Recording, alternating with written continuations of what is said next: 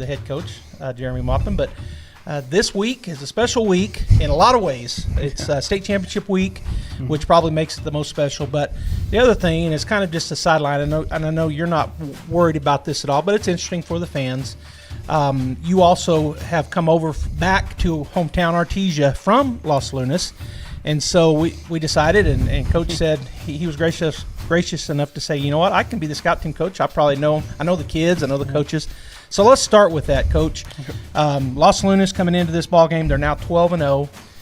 We know from in Artesia that they're very well coached. You were there for a few years. I feel like you turned that program and turned it maybe to what it is today. And so let's start off with their defense and what you guys as coaching staff anticipate seeing in terms of what their base will look like. You know, do you think they're going to be coming with a lot of blitz packages? You think they'll try to drop back in the passing game? What do we know about them coming in this week?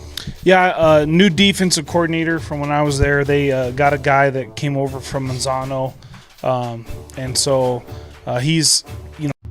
Hello, Bulldog fans. Joby Hodling here, joined by the head football coach for the Artesia Bulldogs, Coach Jeremy Maupin. And this week we're going to do something a little different here on the coaches' interviews. Normally, here prior to the game, we've got the scout team coach, and then we also talk to the head coach, Jeremy Maupin. But this week is a special week. Hello, Bulldog fans. Joby Hodling here, joined by the head football coach for the Artesia Bulldogs, Coach Jeremy Maupin. And this week we're going to do something a little different here on the coaches' interviews. Normally, here prior to the game, we've got the scout team coach, and then we also talk to the head coach, Jeremy Maupin. But this week is a special week in a lot of ways. It's state championship week, which probably makes it the most special. But the other thing, and it's kind of just a sideline, I know you're not worried about this at all, but it's interesting for the fans.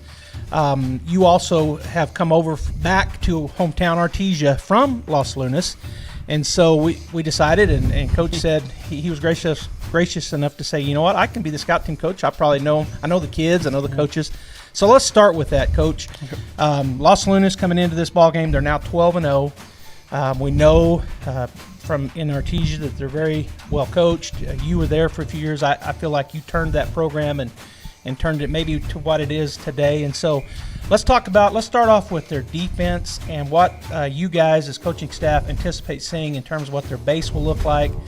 You know, do you think they're going to be coming with a lot of blitz packages? You think they'll try to drop back in the passing game? What do we know about them coming in this week?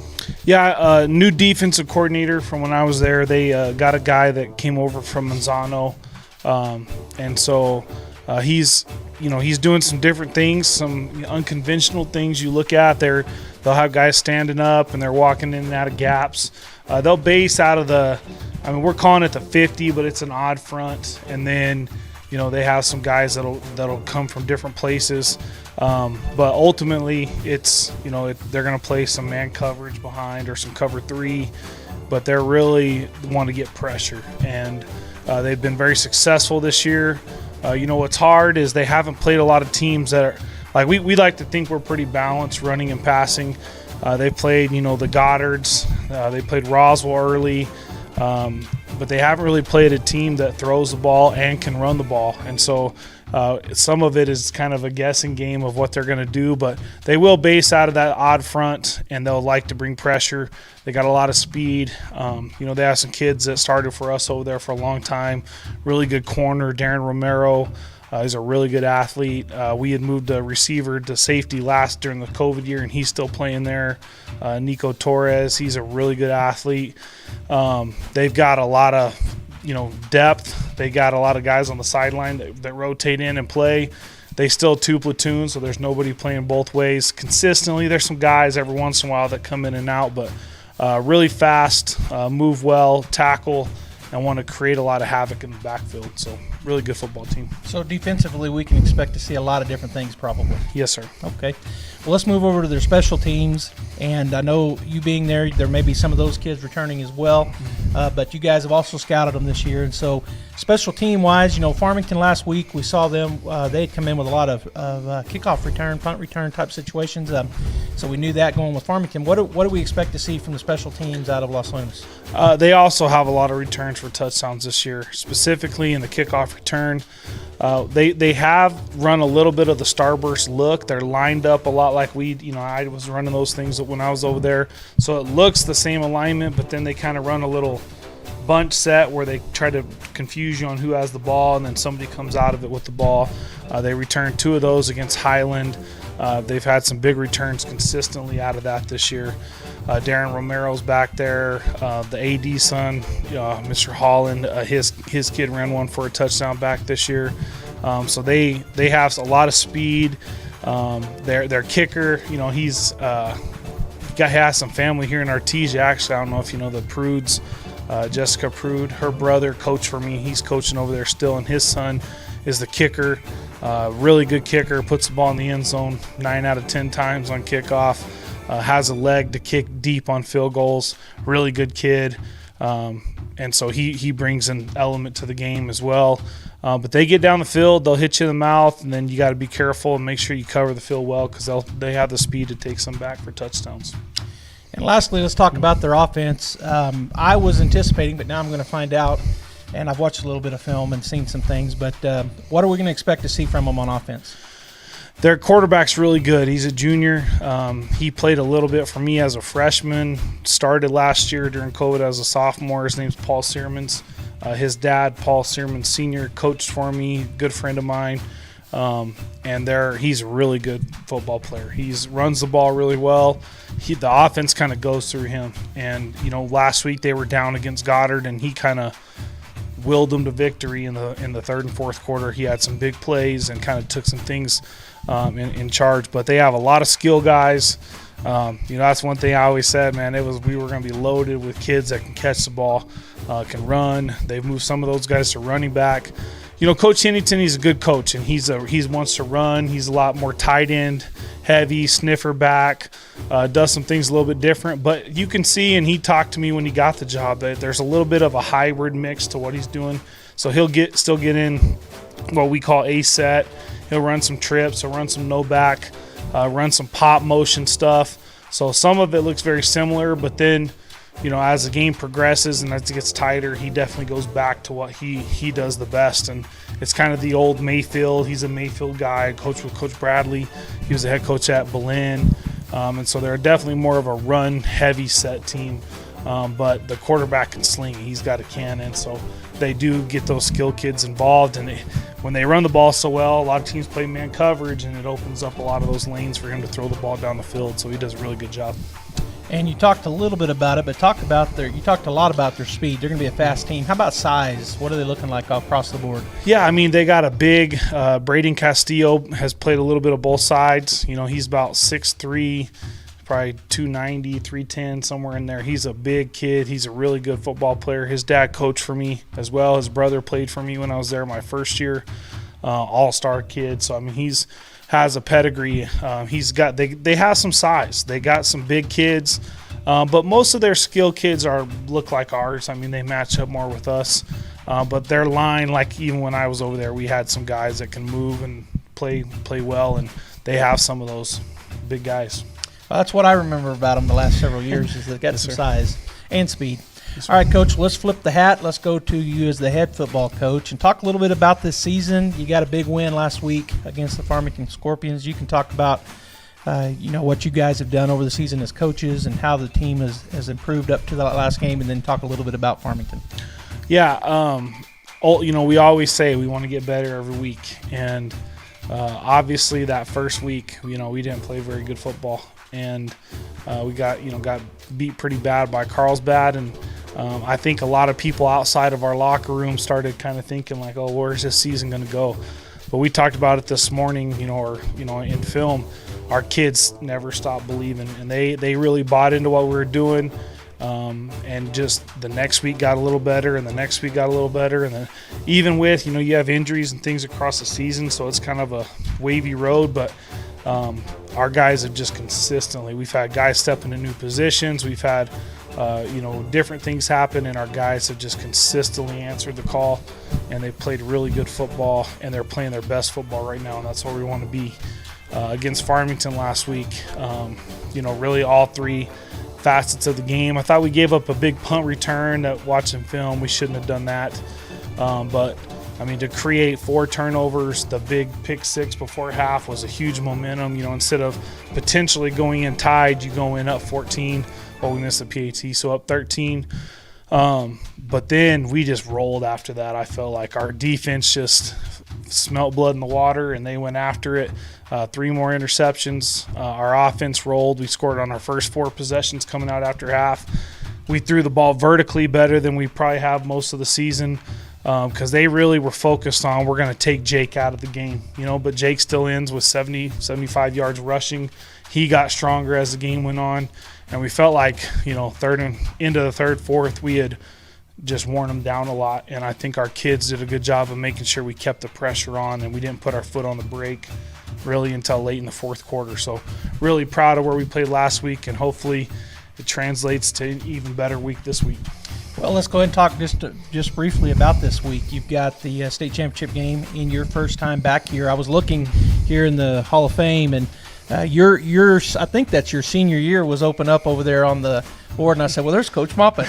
And so you not only are head coach here, not only did you coach here, you went to high school here as well and was a state championship quarterback for the Bulldogs, and that's quite a thing, because a lot of people talk about our quarterbacks over the years, and you're one of them. So it's a big game. It's a big game for you, your first year back, and you've got your team right where you just said where you wanted them. Talk a little bit about this week, the preparation going in, and getting ready to play for the big game today. Yeah, I mean, I think the biggest thing that you have to do this week, and sometimes you learn things the bad way from experience, is you got to make sure you treat this week just like another week of the season. And that's what we told our guys this morning, is we want to make sure that as we progress that, you know, we're not adding anything crazy this week, because there's already going to be distractions. There's little things you can't change that are going to be different. You know, we don't have school. You know, you're going to have to practice on Thanksgiving, like things like that. But, you know, I always tell them, you know, I said, there's nothing like getting to practice on Thanksgiving. But I said there's also nothing like getting to celebrate Christmas with the state championship. And so we need to make sure that we're not just excited to be in the game, but we still got a game to play. We need to go play good football and win that game. And I think our kids are excited. There's just this atmosphere in the playoffs. Saturday was awesome, man. The crowd was phenomenal. Electric. Yeah, I mean, it was everything just felt the most normal it's felt in a long time, and it was just a fun game, a fun atmosphere. And so we're hoping a lot of people travel up to Los Lunas, and you know, they don't have as big a stadium, but they got quite a bit of seating there, and that place can get rocking too. And so we want to make sure that we, you know, the Artesia side is the side that's rocking just a little bit more than that other side. So we're excited, and we're ready to go. It's a special place to be in Artesia coaching. It was special to play here, so it's just awesome to be in this position, and hopefully we can go finish it on Saturday. Well, as you can tell, folks, and this is a pre-recorded interview, but you're watching it now. It's Saturday. It's game day, and hopefully you're already in the stands at Los Lunas. If you're not, hopefully you're on your way to be there and support these Bulldogs or coaches. I think the band is going. I think the cheerleaders are going. We're gonna have the full capacity of all of our students, and so looking forward to this game this afternoon. And Coach, thanks again. And Bulldog fans, if you are not able to get to Los Lunas, if you're not there, then you can listen to it with us here at KSVP Radio or KSVPTV.com, as we will be live streaming, but it'll just be audio only, so make sure you know that, and you can listen in to Robbie Blue and myself. All right, Coach, good luck this weekend, how you want to look at it, and go Bulldogs, take state. Thank you. Yes, sir. Quality products, major tire brands, and some of the best deals in town. And don't forget, we have easy and affordable financing options for nearly any budget. As members of our community, we know what's important to you and your car. Big O Tires, the team you trust. Hey Bulldog fans, I'm Pastor Nolan Frederick with Catalyst Church. We're cheering the Bulldogs on to another victory, and we would love the opportunity to tell you about the victory you can have in Jesus Christ. I invite you to join us at Catalyst Church on Sunday mornings at 10 a.m. The dress is casual, the teaching is helpful, the music rocks, and your kids will have a blast. We hope to see you this Sunday at Catalyst Church at 13th and Hermosa in Artesia. Go Bulldogs!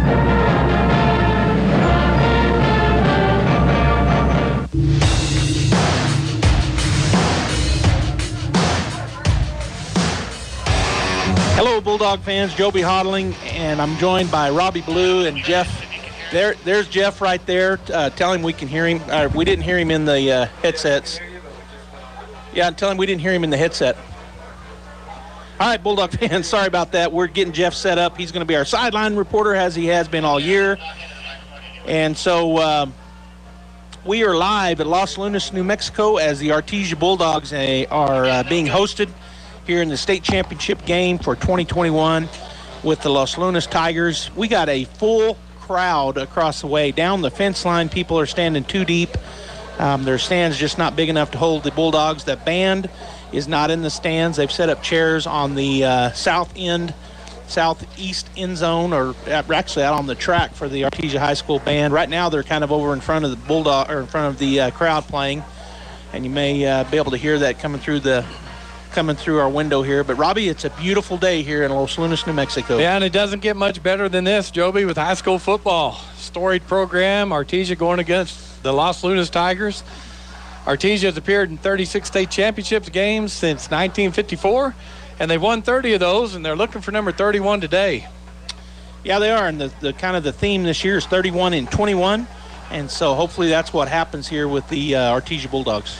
Los Lunas has appeared in 3 state championship games going back to 1970, and they've lost all of those, and they played in 2012, 2018, and 2019. So I guess most people know the storyline that people have been running with outside of the football players and the teams, and that is Artesia coach Maupin, coached here for the last few years, and then last spring came back home to Artesia where he played, where he had been an assistant coach under Cooper Anderson, and now back as head coach. So most people know that.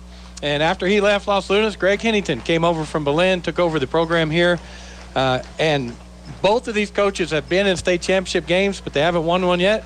So today, one of them's getting their first blue trophy. Yeah, and fans, if you watched the interview with Coach Maupin here just a little bit ago in the pregame show, I had kind of forgotten, we had football last spring, and so Coach Maupin coached Los Lunas last spring, I think 5 football games, and then during toward the end of the spring coming into summer is when the change was made and he was hired in Artesia. So he actually is coaching these two teams he coached this year as the head football coach. I thought that was interesting. Yeah, it's highly unusual, right? Very, very unusual. Because of the hybrid season last spring and everything. But, yeah, very unusual. And years later, he'll be able to tell people that. I coached 2 teams the same year.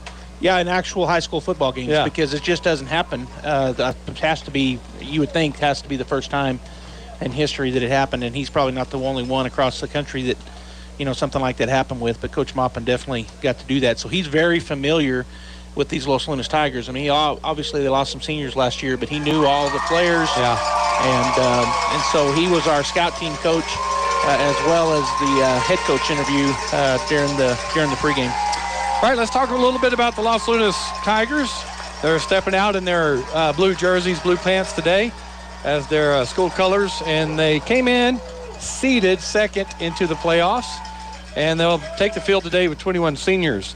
Got some stats for you. Their quarterback, Paul Searmans, he's a junior. He's 74, 139 passing on the year for just over 1,300 yards. He's thrown for 19 touchdowns with only 4 interceptions. He's also had 122 carries with 1,256 yards rushing, with a little over 10 yards per carry. And we can talk about this, and we'll see it some today. The offense definitely runs through Paul Searmans, their quarterback. Yeah, and pretty normal for most teams. The quarterback kind of runs the offensive side, and that's no different with Los Lunas. And one of the things that they can do, and they're not 12-0 for no reason, they're very good, is that they can throw and pass. I think they're a little more heavily going to lean toward the run, but the Bulldogs have definitely seen that this year. I would compare Mayfield to this team, Robbie. They've got a quarterback like Mayfield that was a very good runner, but he also could throw the ball, and that's what we got here with Paul Searmans, the junior for Los Lunas. Yeah, we're going to say Paul Searmans because his brother, I say it's his brother, they get the same last name, so I'm running with that. Carlos Searmans is a starting running back. He had 90 carries for 607 yards on the year. And then their receiving core of Trujillo, Mora, Ethan Baca, and Gallegos. Real good receiving core. They had about the same stats, 300 to 600 yards receiving on the year. So I just put all of them in here. And as a team, they have had 112 passing yards per game this year, 210 rushing yards per game this year, for a total of 322 total yards per game. And that's where we see the pass versus the rush there that you were talking about. Yeah, about 2 to 1, in terms of yards anyway. I think they're about a 60-40 split actually, but in yards about 2 to 1, with 2 times more rushing yards per game than they had at passing. The Artesia Bulldogs defense has seen passing teams this year, really high-flying the Levington Wildcats, and got to see that. Plus, they had a scrambling quarterback. So, again, then Mayfield also could throw the ball. Their quarterback could spin it well, and they were also a very heavy run team. And so we've got the opportunity to see that here with Los Lunas. Yeah, so the players to watch tonight: Paul Searman, number 17, the quarterback; number 25, Miguel Andrade. He's got 91 tackles on the year, playing defense for the Tigers; and also number 45, Xander Doyle, who's got 91 tackles on the game. On the season. So a couple of defensive standouts for them. Also, their offensive line, you're going to see this, folks. They're big, 300 pounds, 295, 285, 270. So the offensive line is really big. I think that's going to be important to watch how they do against our defensive line and linebackers. Well, sometimes that can play against you as a team if you've got a big offensive line that doesn't move well. Now, we've seen some film on them. I think they are obviously athletic, but with our speed on our defensive line and our linebackers, maybe we can cause some havoc around that big offensive line. Yeah, for the Bulldogs coming in today, need to be patient at the line of scrimmage on offense, and then the pass rush needs to stand under control to try to control Paul Searman, because he will run before he throws most of the time. Yeah, and I think they have a lot of design runs, obviously. All right, we're going to take a break. We'll be back after this timeout. This is another commercial from your friends at Roswell Ford, so you're probably expecting to hear about all the great deals here at the Tailgate Nation. Well, we'll get to that in a minute. First, we want to talk about buying a car from you. Roswell Ford is looking for gently used, late-model cars and trucks, and if you have one, we're prepared to pay top dollar for it, even if you're not ready to buy anything from us. Just bring it in and see how much it's worth. You'll probably be surprised. And if you are looking to trade up, Roswell Ford has 27 trucks, 30 SUVs, 22 cars, the largest pre-owned selection in southeastern New Mexico, like a Jeep Cherokee for just $10,900, a Ford Escape for just $11,900, and a Jeep Patriot for only $16,400, a Ford F-150 Super Crew XLT, just $19,900. And Roswell Ford backs each one with a 3-day money-back guarantee, so you won't be second-guessing yourself. Buying or selling, you can't go wrong when you're doing business with the Tailgate Nation. Roswell Ford. The demand for registered nurses continues to grow. Now is the time to apply for New Mexico's #1 ranked nursing program at ENMU Roswell. A new class of first-year students will be accepted for this coming January 2022 semester. Receive state-of-the-art training with experienced faculty who will prepare you for a rewarding career in nursing. Application deadline is November 5th. For more information, call 575-624-7401. When that problem arises, one call to Crouch Plumbing and Heating is all it takes. Crouch's plumbers and technicians are highly trained. No problem is too big or too small for Crouch. Whether you need a water heater replaced, a gas line run, a leaky faucet repaired, or your heater or AC serviced, Crouch can do it all. Your problem is their problem, till it's no longer a problem. Call on Crouch for timely response, quality workmanship at a fair price. Servicing Carlsbad and Artesia. Prices are being slashed at Castle Rentals, Artesia's fun and friendly rent-to-own furniture store. Get a free mattress pad cover when you purchase a Serta or Kingdom mattress. Both brands on sale now. Get deep discounts on lamps by Cow Lighting. Beautiful and unique handcrafted lamps made right here in the US of A. Find your new furniture, appliances, or electronics today at Castle Rentals, 2616 West Main in Artesia. Rent to own or 90 days same as cash on all items. As the seasons change, it can be a great time to refresh your oral health too. Here's a few fall tooth care tips from Smile Expressions in Artesia. Fall is a great time to switch out your toothbrush. Toothbrushes should be replaced every 3 to 4 months. With fall coming comes fall baking, which means lots of sugar-laden treats. In addition to the goodies, try reaching for fruits and vegetables that are rich in fiber. And as the end of your insurance year approaches, now could be the perfect time to take advantage of any unused dental benefits. Please call and schedule your appointment today at Smile Expressions in Artesia. All right, Bulldog fans, we're back here as the national anthem was played. They brought out they had color guard, ROTC, I believe, from Los Lunas High School. So that was great. And again, it's just beautiful, clear skies here in Los Lunas, New Mexico. I mean, no clouds in the sky. We got the mountain backdrop. Robbie and I can see off to our right in the horizon. And the prettiest thing, Robbie, to me, is that big crowd across the way over there for the Artesia Bulldogs. And we were just talking about it. The Los Lunas also with the big crowd. Obviously, it's a home team advantage here, but we filled up the stands, plus have people standing down both ends of the fence line. Yeah, I got here about 11:40 pulled in, and the stands were pretty much full. And you got here before I did. Yeah. And they were full, and then everybody started filling them in within an hour, folks. At noon, the stands were full, and people were having to stand on the fence line over there. So, Artesia Bulldog fans excited about this game today. For sure. Los Lunas doing the same thing. They've got as many or more fans as we do, probably more because they've got a bigger set of stands over here. But both teams getting ready to come out onto the field here momentarily. One of the things I had forgotten about is that the Bulldogs come in from the south end. The Los Lunas Tigers will come in from the north end. So here in a moment when they come out, Bulldogs will come from that south end and do the dog pile over there. So let's talk about keys for the game today. For the Los Lunas Tigers, I think it's key for them to come in and slow down the Artesia Bulldog offense. Their defense has had 5 shutouts this year. They've also had 2 games where they only allowed 1 touchdown in those games. And the most points that's been scored on them this year is 21, and that was last week by Goddard. And so I think it's real important.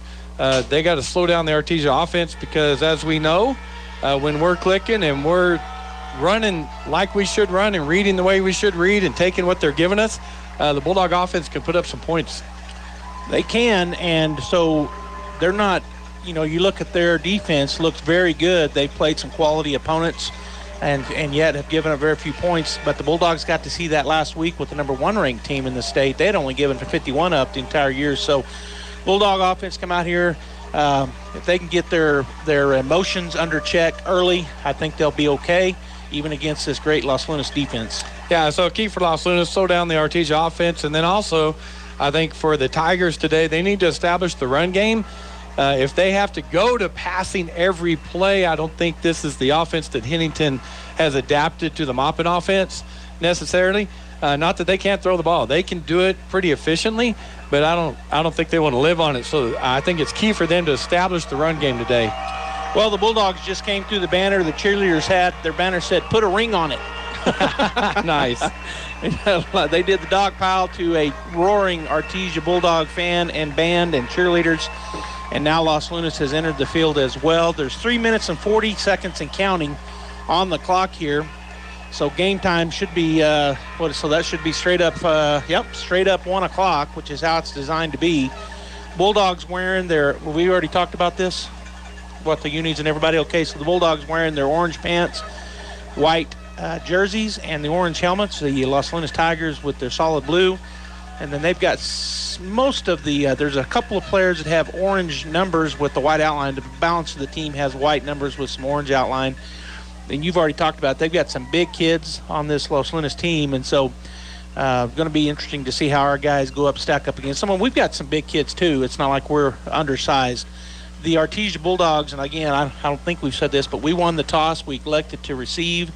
Bulldogs will be defending the south goal when they come onto the field to catch the ball. Los Lunas kicker is pretty good based on what Coach Maupin told me. He kicks it into the end zone most of the time, so I anticipate he'll kick it, which could mean we might have a chance for a run back because he may not get it all or something like that, so maybe we'll get to run our Starburst some today. And we talked about it a little bit, Robbie. They run the Starburst as well, and they've scored some touchdowns. Teams up here in Albuquerque have kicked to them this year. Yeah, I think Maupin put that in when he was here as head coach, and Hennington's continued with it because it's effective. It keeps people honest, and it's difficult to defend, and it makes you either kick it short unless you got a real good kicker to kick it deep all the time. So the Starburst, we will see that also, and I anticipate we'll kick it short or squib kick it. Yeah, with the fact that they run that more than likely, and we've got Parrish, our kicker, he does a good job directional kicking. He does a good job with, like you say, kicking it short, but he can also kick it deep. Now, there's very little wind. Let's run down to the field. Well, we're not going to. We're not going to be able to. I forgot to go down to Jeff. We'll get him after the first series. All right, so the kickoff team is on the field for the Tigers. The Bulldogs kickoff return team coming on now, and they put 12 minutes on the clock.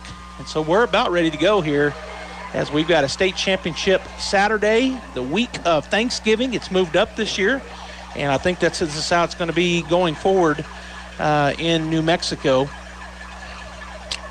Kicker for the Tigers, the aforementioned kicker, is number 1. And I was looking to see, I can't remember his name. Do you have his name? Bell. Caden Bell. All right, he got the go-ahead. Here is the kick. He is going to kick it deep, and that is going to go up. They're going to make him kick it again. He kicked that through the end zone. Good leg. I think they're going to make him kick it again because the white hat had not given the go-ahead. I see him telling the official, the sideline judge, I thought he told me, come on. Well, everybody's on their feet. Both stands are on their feet yelling. They got the noisemakers. They got everything going, and maybe they didn't hear the whistle. He thought it had been blown, but he didn't hear it. Back deep for the Bulldogs, Watson, Seiss, and Barrera with Estrada at the quarterback position in the Starburst. Yeah, I was watching number 1, the kicker, Bell. He was telling the side judge on the Bulldog side. He came out to the middle, and he said, I saw him use his arm motion like he thought the white hat had said go ahead. Yeah. But I think now the white hat says blow. He just blew the whistle then, so now here comes the kick. He's going to kick it through the end zone again. This not quite as deep, but about 8 yards deep. So the Bulldog offense going to start things off here in the 2021 Class 5A State Championship as they prepare to come out. Coach Maupin gave them the final instructions to our quarterback, Nathan Taylor. And Bulldogs ready to go. Yeah, first series, high school football. They're gonna be amped up, adrenaline going. So it's gonna be interesting to watch the first couple of series, and then everybody kind of settle down too as the game progresses. Bulldogs come out in the A formation, the 2 slots and the 2 wideouts. Ball in the middle of the field. Taylor takes a look over the defense, who's showing blitz. Barrera to the left of Taylor.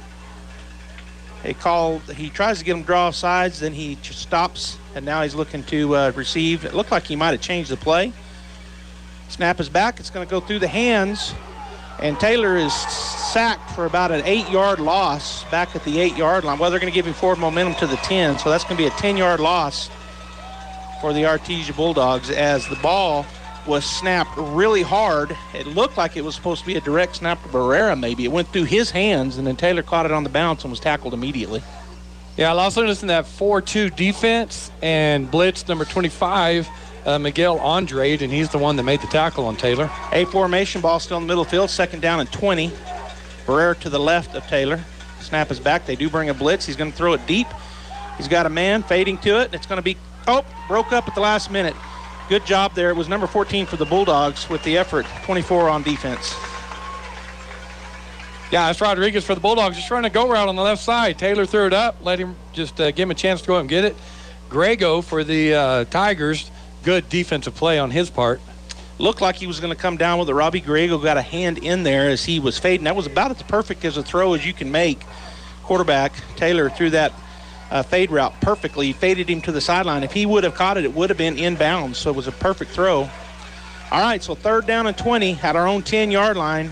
They're showing blitz again. They've got man-to-man coverage. Snap is back. Taylor looking to the other side. He's going to throw it deep over there. That's going to be Lopez who's going to, and they're going to throw, they did not throw a flag. He tried to come back to it. It's going to be 4th and 20. Yeah, again, trying the go route. Trying out both corners here early in the game. And Lopez on that right side running the go route, laid it up for him, and it was thrown inside this time. And Lopez tried to adjust and come in, but wasn't able to get around the defender to come in and make that catch. So it's going to be 4th and 20. The punt team is on. Dean's back in our end zone. Romero back deep for the Tigers. Los Lunas hustling some guys out there. And they do get on the field and off the field before the snap. Dean's taking a look over everything. Snap is back a little bit low. We got a, what? They blew the whistle dead. We got a false start on the Bulldogs. That'll back them up 5.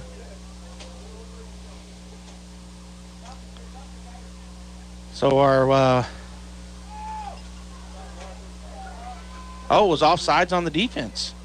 That moves us up 5. That gives us a little breathing room. We're standing in the end zone, and now he'll be right outside about the 1-2 yard line. That snap was a little low and a little slow, Robbie, and so they were coming for sure. And they also, I think they had 12 men on the field, but they missed that. Or maybe that's what the call was. I never saw the white hat make the call. Yeah, I didn't either. All right, so the snap is back. A little bit stronger snap this time. Punt is away. It's a good one. And it's going to be fair caught back at the 44-yard line for the Los Lunas Tigers. Let's go down to Jeff right quick, Robbie, if you can get a hold of him. Hey, Jeff, we're going to come down to you. So the Tiger offense is going to come out. All right, so go ahead as well. All right, Jeff, you're down on the sideline. Offense a little tough that time. Both times the corners played perfectly on those long passes. Yeah, I think both teams, guys, are playing with a lot of emotion and a lot of adrenaline right now. And I think once, the offense settles in a little bit, gets a few more plays under their belts. And I think we saw the same thing with the Los Lunas there with that 12 men on the field. So first drive, we'll get over it. We'll be ready to play. All right, thanks, Jeff. All right, they come out in a wishbone look. Now they're going to back out of it. They're going to go, we're offsides. When they all moved, Riley Jarrett was ready to go, and they all come jumping out of that set, and Jarrett went across. Which normally I thought you could get back. He stopped and he could have went back, but they're going to call offsides on the Bulldogs. They were in a wishbone look, Robbie, and then the quarterback walked up in the center and said something, and they all jumped. I mean, moved, come out. They were going quads to the near side, which is the wide side. So they got trips to the near side. They're on the 50-yard line. One receiver to the far side. Searman's the quarterback, takes a snap. He has a man next to him. Now he's going to turn and run up the middle. He's got some room. He's to the 40, and he's tackled. That's a pickup of about 17. Yeah, and that's what they came in set to do, is run Paul Searman. Done it all year, and looked like Riley Jarrett actually made the tackle over there for the Bulldogs. Yeah, and if he hadn't have, I think he might have been streaming down the sidelines as he was through there pretty untouched. Pickup of about 12. It'll be 1st and 10 at the Bulldog 38-yard line. Ball remains on the far hash, which is the left hash to the offense. Going from the north to the south are the completely in blue Los Lunas Tigers. And I was looking to see if they have a play clock. They don't anywhere in the end zones. They're taking a long time here between snaps. Snap is back. Sherman's is going to run it again. He's on the right side again. He's through. No touched. Not touched. He's to the 10, to the 5, and he's finally knocked out of bounds at about the 4-yard line. Boy, he went through there, Robbie, untouched. Yeah, just straight up the middle. That's a quarterback run called all the way. Offensive line goes, got a lead blocker with the tailback going through there also, and they sealed it off. Finley Rascon made a touchdown-saving tackle, but not till he got to the 3-yard line. Yeah, when he hit him, he went out of bounds, and they marked him down at the 3, so it'll be 1st and goal for the Tigers with 10:23 to go here in the first quarter. 0-0 our score. The Bulldogs come out and go 3 and out after a penalty, after a sack. Put them back at 2nd and 20.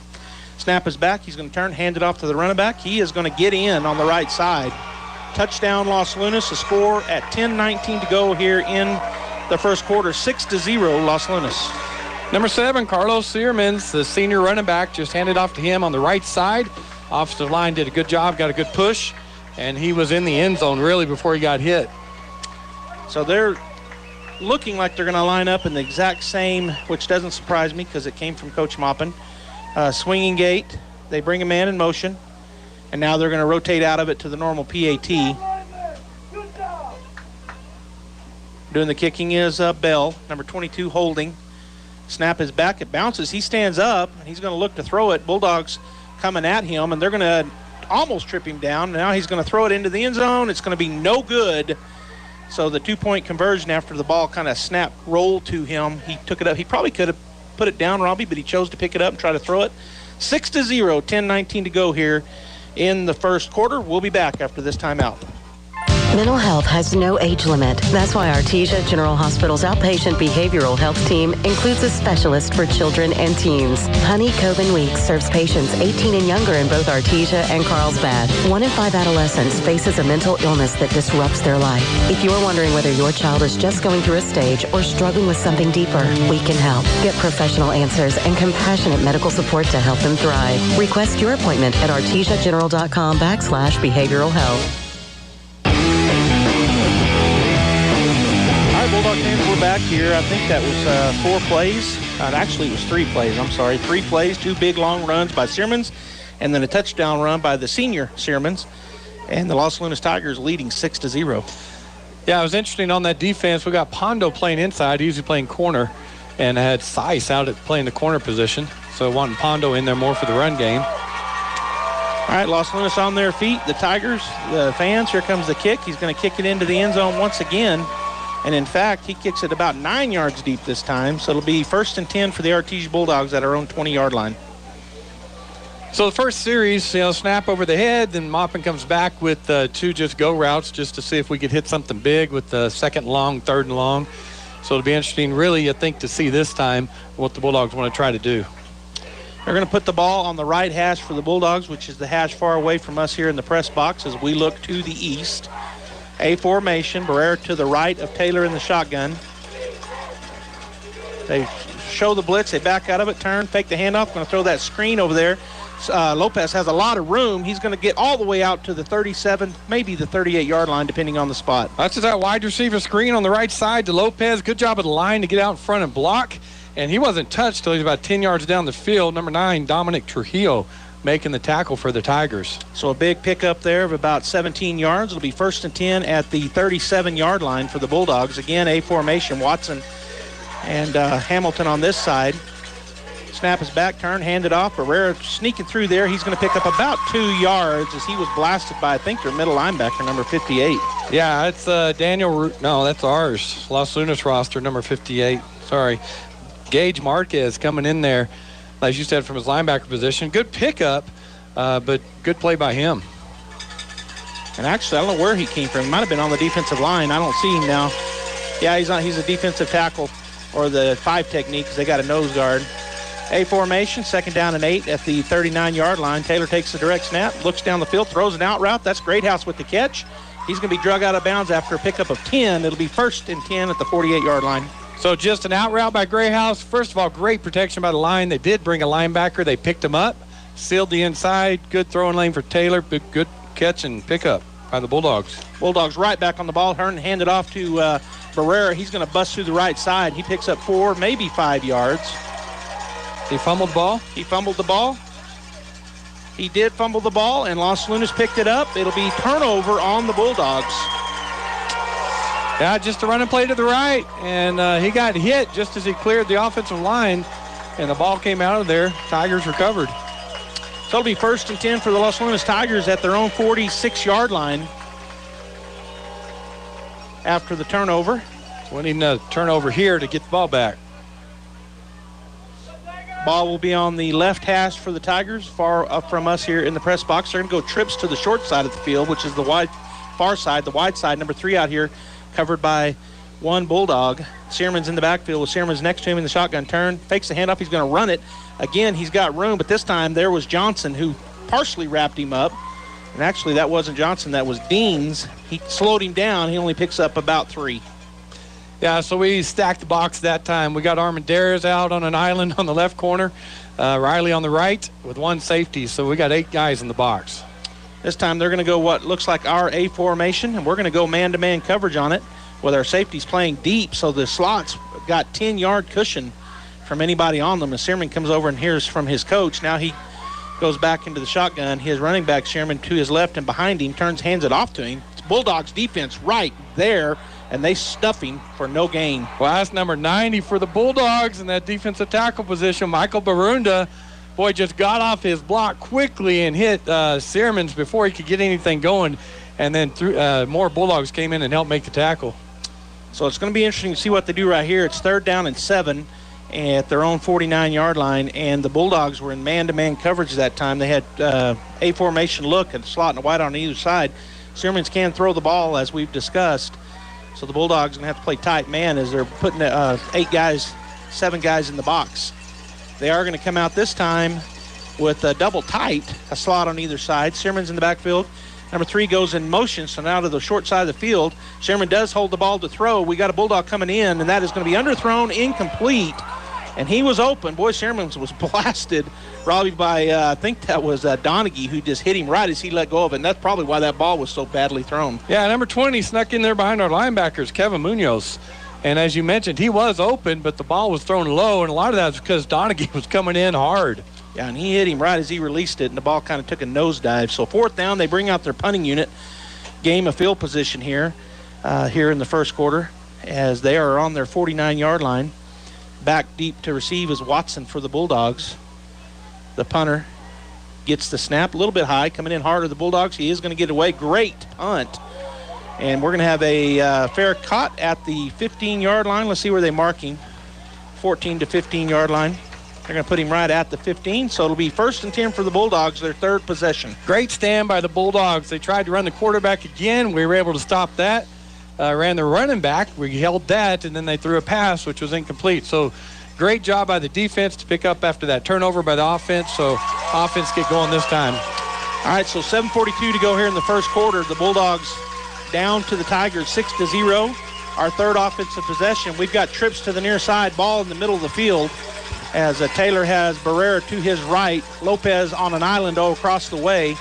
Taylor takes the snap. He's looking to Lopez. He's going to throw it to Barrera. They were there. They were ready for that. That's a loss of about 3. Yeah, so lined up on trips on the left to kind of get him this way, and then Barrera flared out to the right, got it to him, but it didn't fool him as 3 Tigers were over there ready for Barrera. So it'll be 2nd down and 12, actually. They gave him forward momentum of a yard from where I thought they put him down. So 2nd and 12. Ball will be on the far hash, the right hash for the Bulldogs, back to an A formation look. And they are in a man-free coverage. Fake the handoff. Going to throw that screen again. Lopez looking for somewhere to go. He breaks through. He's to the 30. He's to the 40. He's to the 50. One man to beat, and he's going to knock him out of bounds at about the 40-yard line of the Los Lunas Tigers. So just a great play again by the Bulldogs. There's that wide receiver screen on the right. Lopez patient on his blockers as they got out there, and he did not get touched until number 27, Perrott, knocked him out of bounds. All right, the Bulldogs right back on the line. Don't snap it, don't snap it. He got set. All right, turn, hand it off to Barrera. He's going to pick up maybe 2 yards, possibly 3 with forward momentum. The Bulldogs just jump right on and try to get a sneak attack up the middle. Yeah, quick handoff to Barrera. Aragon from his end position came around, was able to just kind of slow him down a little bit until other help could come. It is pick up a 3. It'll be 2nd down and 7 from the 36-yard line of the Tigers. Ball on the far hash. A formation look. Barrera to the left of Taylor in the shotgun. Looking over the defense. They show to be bringing a blitz. Let's see if they do. They do. Taylor going to step up under pressure, and he's going to be tackled. Well, he's still on his feet, but now he goes down. So they brought 5. We were blocking them, but they just took a little long there. Good coverage. Maybe call that a coverage sack. Yeah, Barrera was making his reads, and he tried to step up into the pocket at number 47 for the Tigers. James Garcia got a hold of him down low. He tried to come out of it, but he couldn't. So a loss of 1. It was a sack. It'll be 3rd down and 11 for the Bulldogs. Well, we lost 4, actually, because it was 2nd and 7, so a loss of 4. So 3rd down and 11, A formation look. Ball on the far hash. Barrera to the right of Taylor in the shotgun. They're in a cover 2 now. Oh, we false started, and they caught it. That'll back us back 5. Yeah, right tackle for the Artesia Bulldogs a little early. It is interesting, and I was going to see what they're going to do, but they are mixing up their coverages, Joby, as they've gone cover 1, man free, and now they're sitting in that zone with 2 deep safeties. So it'll be 3rd down and 16 at the 45-yard line of Los Lunas. The Tigers leading the Bulldogs here 6-0 with 5 minutes and 40 seconds to go in the first quarter. Probably 4-down territory, especially if we get a chunk of this back. Bulldogs going to go back to their A formation look. Slot and a wide out on either side. Barrera to the right of Taylor in the shotgun. They're looking to show the blitz again. Let's see if they back out of it. They do. Snap is back. They rush 3. Taylor's going to throw a screen. It's going to be knocked up into the air. Incomplete. As number 47 got his hands on it.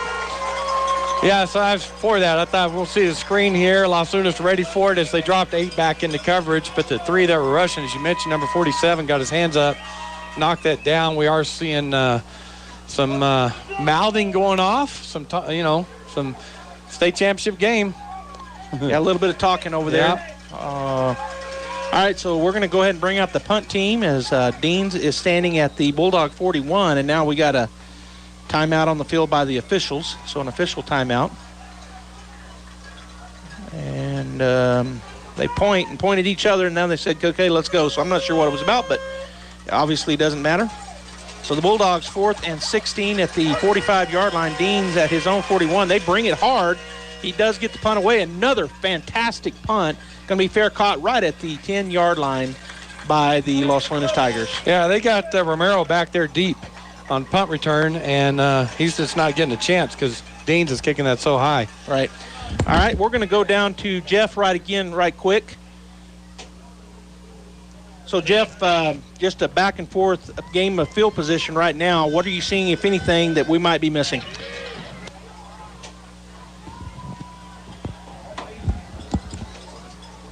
Well, I think we have a faulty something because Jeff's not coming through. All right, handoff to Searmans. He's got a little bit of a gap, and he does have a big gap as he breaks outside all the way out to the 26-yard line, and making that tackle was, for the Bulldogs, was number 45. He had to chase him down. Yeah, it's a run-off tackle, right tackle, and Pondo's there. They kicked him out, and then he had a lane there, and Riley Jarrett chased him down, made the tackle. Yeah, Jarrett got sealed in, I think, and then he chased him down from behind, so a big pickup all the way out to their own 27-yard line. A slot on either end, double tight formation. They got a sniffer back, snap is back. Searmans fakes the handoff. He's going to run it himself. He runs up in there, and he's got room again as he's all the way out to the 40-yard line. I do see a hold, I think. That'll be coming back. I think we'll see a flag down. 5 minutes to go here in the first quarter. 6-0 is our score. So basic play for the Tigers is they pull the backside guard on that run play, quarterback designed run play. And so they got a running back and a guard leading up through the hole that the quarterback's going through, trying to seal off the linebacking core. So it is an offensive hold. It was penalty was thrown at the 33-yard line, so that's where they'll mark off 10. So it's going to be first down and about, well, we'll see where it ends up. Back at their own 28-yard line. So it'll be first down and 15. So 10-yard penalty, but that was up in front, so 10 yards from where the flag was. First down and 15, the ball in the near hash. They go tackle over. They got a slot and a wide out to that side. Nobody to this side. Snap is back, going to turn, hand it off to Sherman. He's going to try to get outside, and he's going to be tackled after a pickup of about 6. Yeah, that's just a heavy loaded run play to Searmans, the running back, and Seth Johnson makes the tackle from his linebacker position. The officials are talking about it again. I didn't see a flag, but they're acting like there might be one. There is one. It was right there by the ball. Face mask on the Bulldogs. And I thought it was the other way because of the way the official was standing. But so it's going to be a first down, face mask, but it's just a 5-yard pickup, so it'll remain, well, yeah, it's not the personal foul type. So it remains first down. I don't understand that play because if you, all right, so it's first down and 4. They gave them the yards and the 5 yards, and they kept first down. That's, I guess that's how it's called. All right. Again, they got a tackle over on the right side. Ball in the middle of the field. Turn. The quarterback's going to keep it. He bounces right outside. He's to the 45, and he's going to get all the way to the 55 and into Bulldog territory down at the 47-yard line. I tell you what, he is a tough runner. He's quick. He's accelerating within 3 to 4 steps. Came off right tackle again. That guard pulled around and sealed it off for him. And once they went to make the tackle, he just ran over our safety. First and 10 at the Bulldog 47-yard line. Ball in the near hash. They've got that tackle over again. They got a slot on either side. Snap is back. Going to turn and hand it off. Sherman trying to look for a hole. He does not find it this time as Johnson is there, but he does pick up 4 yards in the process. That's this running game. That's what Los Lunas does. They just line up. They're big on their offensive line, and they just say, we're going to man up and put a helmet on you and block you and let our running backs do their thing, and they're doing it right now. So they end up getting a 3-yard gain. I was watching the line judge on the far side. He had him at 4, but the near judge had him at 3, and that's where they marked it. 2nd down and 7 at the Bulldog 44-yard line. Sherman's in the shotgun. Snap is back, fakes the handoff. He's going to keep it himself, and he gets through there again. He's to the 35, to the 30, and he's finally going to be drugged down inside the 20, about the 24-yard line, Robbie. Yeah, they pulled 2 backside linemen that time on the right, ran it off tackle on the left, and they led through there. It reminds me of the old Goddard play where they just pull those backside linemen and they go up in the hole, and Sherman's, man, he is tough to tackle as he dragged Deans about 3 or 4 yards. So it'll be 1st and 10 at the Bulldog 24-yard line. Ball on the far hash. They got a sniffer back on the right side, a slot and a wide out to this side. Sherman's in the shotgun, going to turn, hand it off to number 7. He's hit by Johnson, but he drags him forward, pickup of about 6. Yeah, they got the momentum right now. You can feel it. Our defense kind of on their heels. And so they're getting 3, 4, 5 yards a pop right now. If not, Paul Sherman's, breaking it away from us. Okay, so it's going to be actually a pickup of 5. So 2nd down and 5. Sherman's in the shotgun, turn, keeps the ball, goes to the right side. He's out to the corner. He's to the 10. He's knocked down at about the 7-yard line. They're going to mark him at the 6. Boy, the Bulldogs just got sealed off right there. Nobody there. Yeah, that whole right side got sealed, as you're saying. And then let me just say this. Dominic Pacheco back for the Bulldogs, number 52, making the tackle that time. All right, so it'll be 1st and goal at the Bulldogs 6-yard line. 6-0, the Tigers lead. 2:38 to go here in the first quarter, and they're knocking on the door. Tackle over to the left side, going to turn and hand it off to number 7. He goes on the right side, and he's in for the touchdown. Nope, they're going to mark him down. Oh, no, he said touchdown. So the official started running in, but then he changed his mind, threw his hands up. So 12-0 is where we're at here with 2:29 to go in the first quarter. And looks like they're going to line up in that swinging gate as the quarterback came off the field, Searmans. So they are in their swinging gate.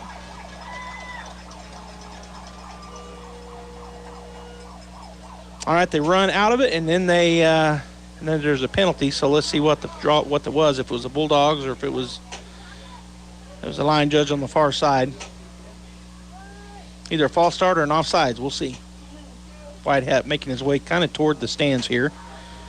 And now he'll tell us. Offsides. Oh, well, they must have lined up offsides because that would be a false start. So he called it on the offense.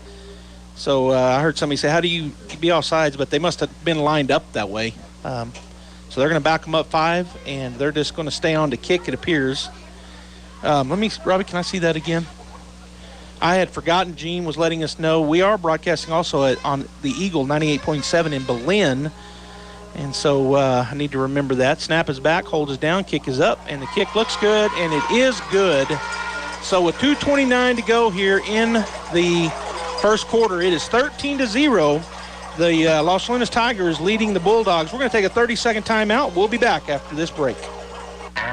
Kane Electrical Supply is your #1 distributor when it comes to the top-of-the-line inventory. Kane Electric carries name brands such as Appleton, Burndy, Fluke, Cooper Lighting, Hoffman, Phillips Lighting, iDeck, Klein Tools, and Square D.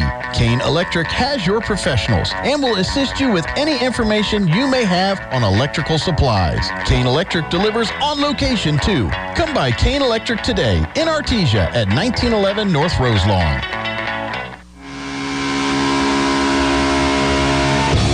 Welcome back, Bulldog fans. We're going to go down to Jeff right quick as the kickoff teams come out. Jeff, 13-0. Los Lunas was able to run that quarterback very well.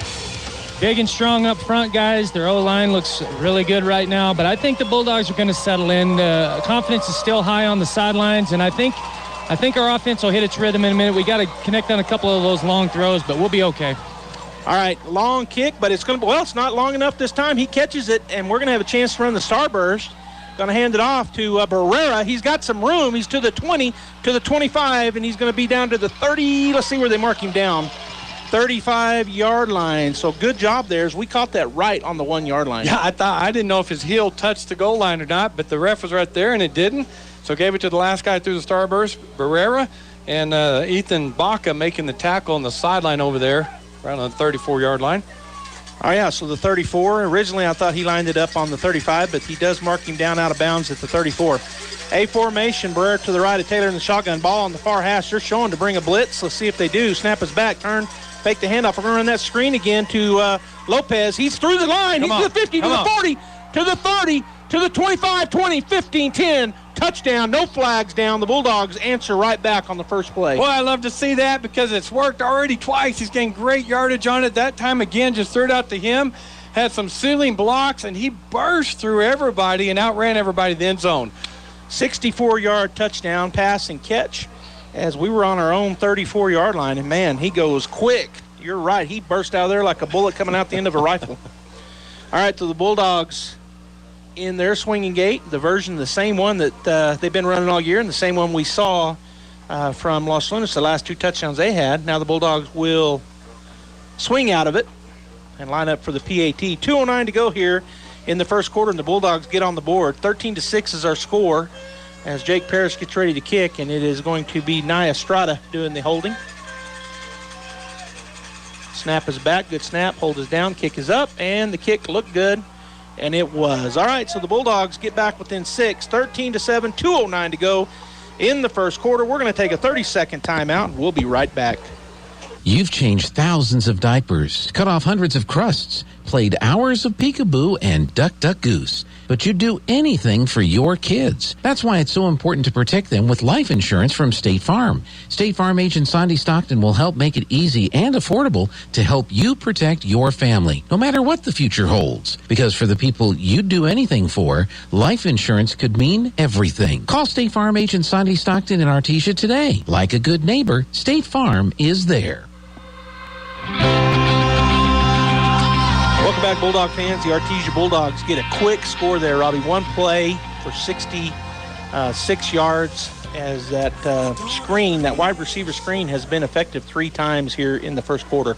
Yeah, and Zane Lopez with the speed, if it's working, Coach Moppin said just go back with it, and they did, and he finally broke through everybody, ran for that touchdown. And Joby, I was looking, it's 2:09 left in the first quarter. Right. I don't know why I was thinking the second quarter. This is a long first quarter. It is. It has been.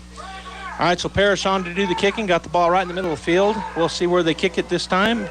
And it's going to be a little pooch that's going to be covered by Los Lunas. They wouldn't have made 10 yards, but they get on it. So Parrish, I'm not sure if he was trying to run I don't know. It just looked odd. Yeah, it did. I think he just kind of missed it. Yeah. And then everybody looked like they didn't know what to do with it, and it didn't go 10 yards. Torres, number 22, fell on it for the Tigers. So good field position for Los Lunas. Yeah, they're at the Bulldog 48-yard line, and so a smart play there by Torres. Sometimes you think get away from it, but he just fell straight down on it. The ball wasn't squirting around, so an easy decision for him. All right, so we're going to have Los Lunas with the ball on the near hash, the right hash for the offense. They've got tackle over to the wide side of the field with a sniffer back up between the tackle and the end.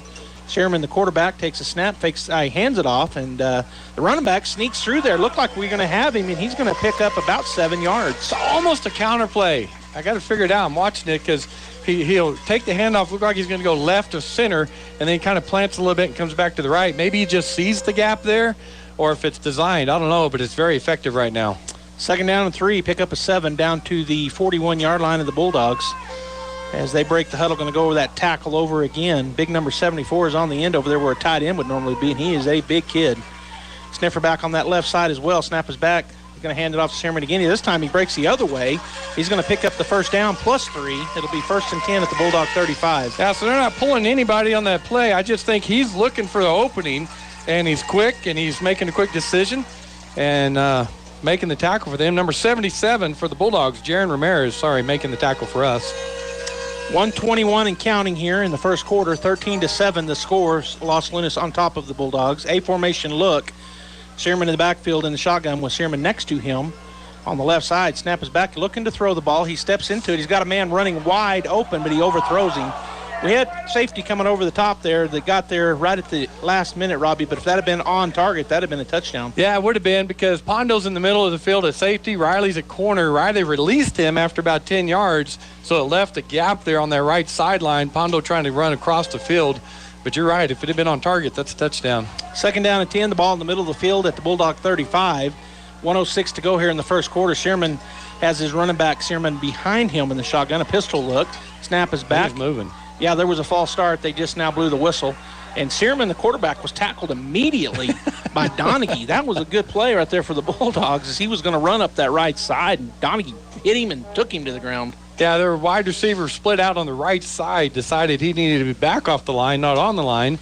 So he was moving backwards when the ball was snapped. But you're right. Nobody over here heard the whistle blow, and so the play went on, and Donaghy made a good play. He's right up on the line, ready to go again. Look at him. As the Bulldog defense is kind of talking back there, but Donaghy was right up there saying, let's go again. All right, so it'll be 2nd and 15 at the 40-yard line of the Bulldogs. Ball in the middle of the field. Los Lunas quarterback Searman in the shotgun. He's got Searman to his left. Snap is back there in the A formation look, looking to throw the ball.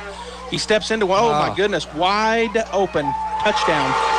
Yeah, so Pondo a corner, Riley in safety that time. They ran two, like a double post, one across the field, one towards the goal post, and Riley took the other one. We had one safety back there. Riley took the other one, and number 3 is wide open for the Tigers, and that's Amora. And when we say wide open, we mean he was 10 yards behind anybody. Yeah. And the ball, he just ran to it. It was lofted it up in the air, and he just ran under it and caught it about as he went into the end zone. 19-7, they're in their swinging gate here. Let's see if they try to get 2 or if they go ahead and swing out of it. They do swing out of it. 22 the holder. The kicker is Bell, number 1 for the Tigers. So they answer right back quickly. There's 58 seconds to go in the first quarter. Snap is back. Hold is good. And that's the PAT. So the score with 58 seconds to go, 20-7 in favor of the Tigers. We're going to take a 30-second timeout. We'll be right back.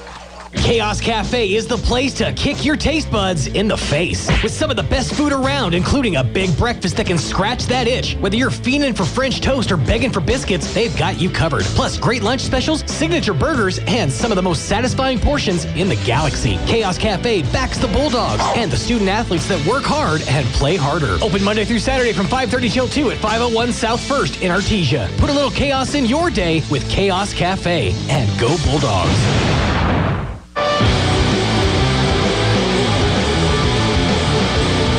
We're back here at Los Lunas Stadium as the kickoff team for the Tigers comes out. The kickoff return team coming out for the Bulldogs. This is the first quarter, and it has felt like a long one, Robbie. 20-7.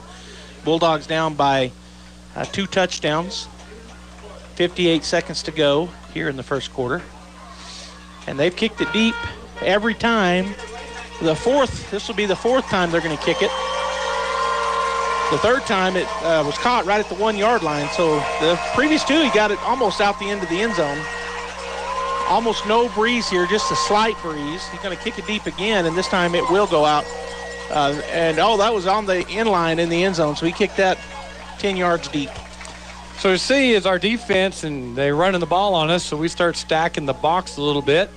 And Hennington realizes that, so he goes to his passing game, floods a route where we only have 1 defender. And quarterback makes a great throw and great catch. So touchdown Tigers. So it'll be interesting to see what we do on defense when we come back out. A formation look, although, nope, we got a trips to the far side. 1 receiver down this way. We're going to run the open. It's almost picked off. The defensive end on that side got a hand on it as we just tried a real quick swing pass over there to one of our slots, and it was knocked down. That's Eric Aragon for the Tigers. I don't know if he read that, got blocked out there and saw it coming, or if he read it. But as we tried to hit that swing pass, he just reached up and knocked it down. With his left hand. 2nd down and 10, ball on the 20-yard line. Now we're back into our A formation look. Ball in the middle of the field. Barrera to the left of Taylor in the shotgun. They're showing a blitz. They bring it. Snap was down. He's going to have to step into it quickly. He does. Caught over there by Lopez. He's going to make effort to get the first down. Looks like he's going to pick up about 8 yards. It'll be 3rd down and 2. A good throw, good catch, just tall timing right there. Bulldog offense, good pickup. Going to be a short 3rd down. Number 23, Romero, making the tackle for the Tigers on Lopez. So 3rd down and 2 at our own 28-yard line. Ball on the far hash, the right hash for the Bulldogs. A formation look once again, a slot and a wide out on either side. Barrera to the left of Taylor in the shotgun. 26 and counting, down to 25. Snap is back. Taylor's going to throw. He's got a man coming right at him. He steps under him, throws it, and he just sidearmed it too hard and too far. And Barrera unable to bring it in. He jumped for it, but couldn't get it. So 4th and 2 at our own 28-yard line. And Coach Maupin looking down the line. Is he going to bring the punt unit out?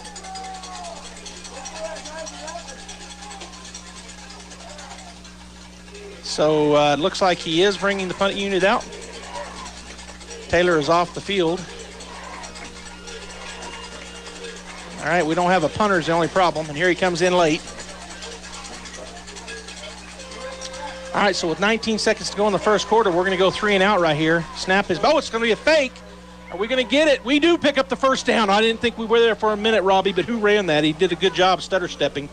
That's a great call by Coach Bob, and that's a gutsy call in a state championship game. As for the Bulldogs, number 89, direct snap to Seiss, Matthew Seiss, and the way he wanted to go wasn't there, so he cut back to the right and just enough to get the first down. Great call. All right, so it'll be 1st and 10 at the 34-yard line of the Bulldogs. Down to 5 seconds. I don't know if we're going to get a snap off. Doesn't look like we will. So that'll end the first quarter. And we're going to go ahead and take a 30-second timeout. 20-7, Los Lunas over the Bulldogs. 30-second timeout. We'll be back. Innovation, service, integrity, and knowledge. J.S. Ward and Son Insurance Agency. Auto and home, life and health, personal and commercial. Bonds too, since 1925. We have the coverage for you. Innovation, service, integrity, and knowledge. J.S. Ward and Son Insurance Agency. All right, Bulldog fans, welcome back here to Los Lunas Stadium. We're going to go down to Jeff. Gutsy call there on 4th and 2, Jeff, to get the first down. We've got a quarter under our belt. What do we need to do now? Well, I think we found us a good mismatch over here with Lopez, number 23, and great call on the fake punt. Got us a little momentum right there. But I'm going to keep pointing at the guys up front right now, guys. I think we're losing the battle at the line of scrimmage on both sides of the ball. So a lot of ball game left. All right, Jeff, thanks. All right, so it's 1st and 10 at our own 34-yard line. Trips to the wide side, the ball near the near hash. We flipped ends. Bulldogs going from the north to the south. And Barrera to the right of Taylor in the shotgun. Snap is back, going to turn, throw that swing pass over there to Watson. He's going to get up to the 40 before he is blasted. Pickup of about 6 yards. It'll be 2nd down and 4. So with our offense the way it's going right now, not able to run with Barrera necessarily, that's a running play for us, just hitting those quick passes out in the flats. Number 45 comes up and makes the tackle for the Tigers, and that's Xander Doyle. All right, so 2nd down and a long 3. We'll just call it 3. They ended up giving 4 momentum for a pickup of 7. Trips to the near side, which is the wide side. Barrera to the right of Taylor in the shotgun. Snap is back. He's going to step up underneath pressure. Sidearms it. Boy, almost picked off, or it would have been if he had a defender was playing it perfect. Good thing it was low and away. Yeah, and Taylor's got his eyes down the field. That was a timing route. He was looking to throw it, but as he stepped up, Line did a good job of kicking the wide rush out. He could have run for that first down. 3rd down and 3 after the incompletion. 11:22 to go here in the first half. 20-7, the Tigers lead the Bulldogs. Ball near the far hash. Bulldogs are going to go ahead and huddle up as now they break the huddle. As Lopez was out here ready to go, and so he gets his play from Greathouse. A formation look. Taylor with Barrera to his left. Snap is back. Fake the handoff. Going to throw that screen. It's knocked up into the air and then knocked down. Almost picked off. Oh, and there's a late hit. Bulldogs going to get one there, Robbie. That's going to be a 15-yarder. Yeah, so they must have done a great job of just telling their defensive ends to get their hands up on the outside as the Bulldogs are trying, because that's about the 3rd or 4th batted pass we've seen trying to throw it out real quick. So we're going to have to adjust to that a little bit on the offense. So they're going to call a, we'll see. I mean, I saw what happened, but we'll let the official tell us. So this is going to be a personal foul. So what happened was that ball was up in the air, and when it hit the ground, Los Lunas Tiger came in kind of late and just popped Taylor. He didn't knock him to the ground, but he kind of popped him hard, and the white was right there, and he threw the flag straight up in the air. And so I knew what it was immediately. That was Marlon Cruz, number 44, that was called for that. Gave him a little chip shot there. All right, so it's 1st and 10 for the Bulldogs at the Los Lunas, and they're throwing stuff from the stands over here. Holy cow, he threw it right down into his cheerleaders. All right, so it'll be 1st and 10 for the Bulldogs at the Los Lunas 44-yard line. Trips to the near side. Snap is back. Taylor looking down the field. He's going to go deep. He's got a man down there, but it's going to be well overthrown by about 4, maybe 5 yards. And really, I said he had a man down there, but number 9 was running step for step with our receiver. Yeah, Trujillo had good coverage as Rodriguez running down the left side. Trujillo just step for step in the inside of him, and the ball was about 4 yards, overthrown. But as you said, good coverage on Rodriguez. So 2nd and 10 at the Los Lunas 44-yard line. 20-7, 11-12 to go here in the first half. The Tigers lead the Bulldogs by the 13 points. As we go back to an A formation look, ball on the far hash. Taylor in the shotgun with Barrera to his right. They're showing a blitz. They do bring it. He's going to hand it off, and Barrera is not going to get around that corner. Oh, he breaks a tackle. He's going to struggle, might get back to the line of scrimmage, actually about a half-yard loss. So not able to run up the middle so far, so trying to get Barrera around off tackle over there. And those defensive ends, I'm telling you, they're lining up wide in 9s, and they're taking a wide rush. So trying to get around him didn't happen. He did break the tackle on him, but just strung it out too long. The help came. Yeah, it would have been a loss of about 6. He ended up only being a loss of 1. 3rd down and 11 from the 45-yard line of the Tigers. Trips to the near side. Ball on the far hash, which is the left hash for the Bulldogs. They're showing a blitz again. Taylor calling a play, calling an audible as he looks over that defense. Now he steps up, calling the audible.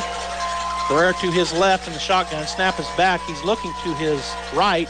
Throws it over the middle. There's Greathouse wide open in the seam, and he's all the way down into about the 15-yard line. They're going to mark him down at the 13. So you saw that one coming, right? Knowing the Bulldog offense and the trips on the right and the way they were playing that. We ran a short guy underneath.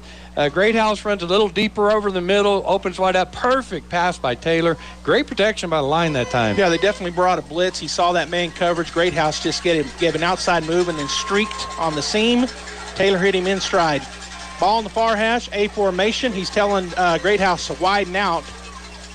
Is Taylor, so Greathouse widens out all the way to the other side of the hash. Snap is back, going to run the speed option. Taylor's going to get tackled in the backfield. Ooh, they hit him late.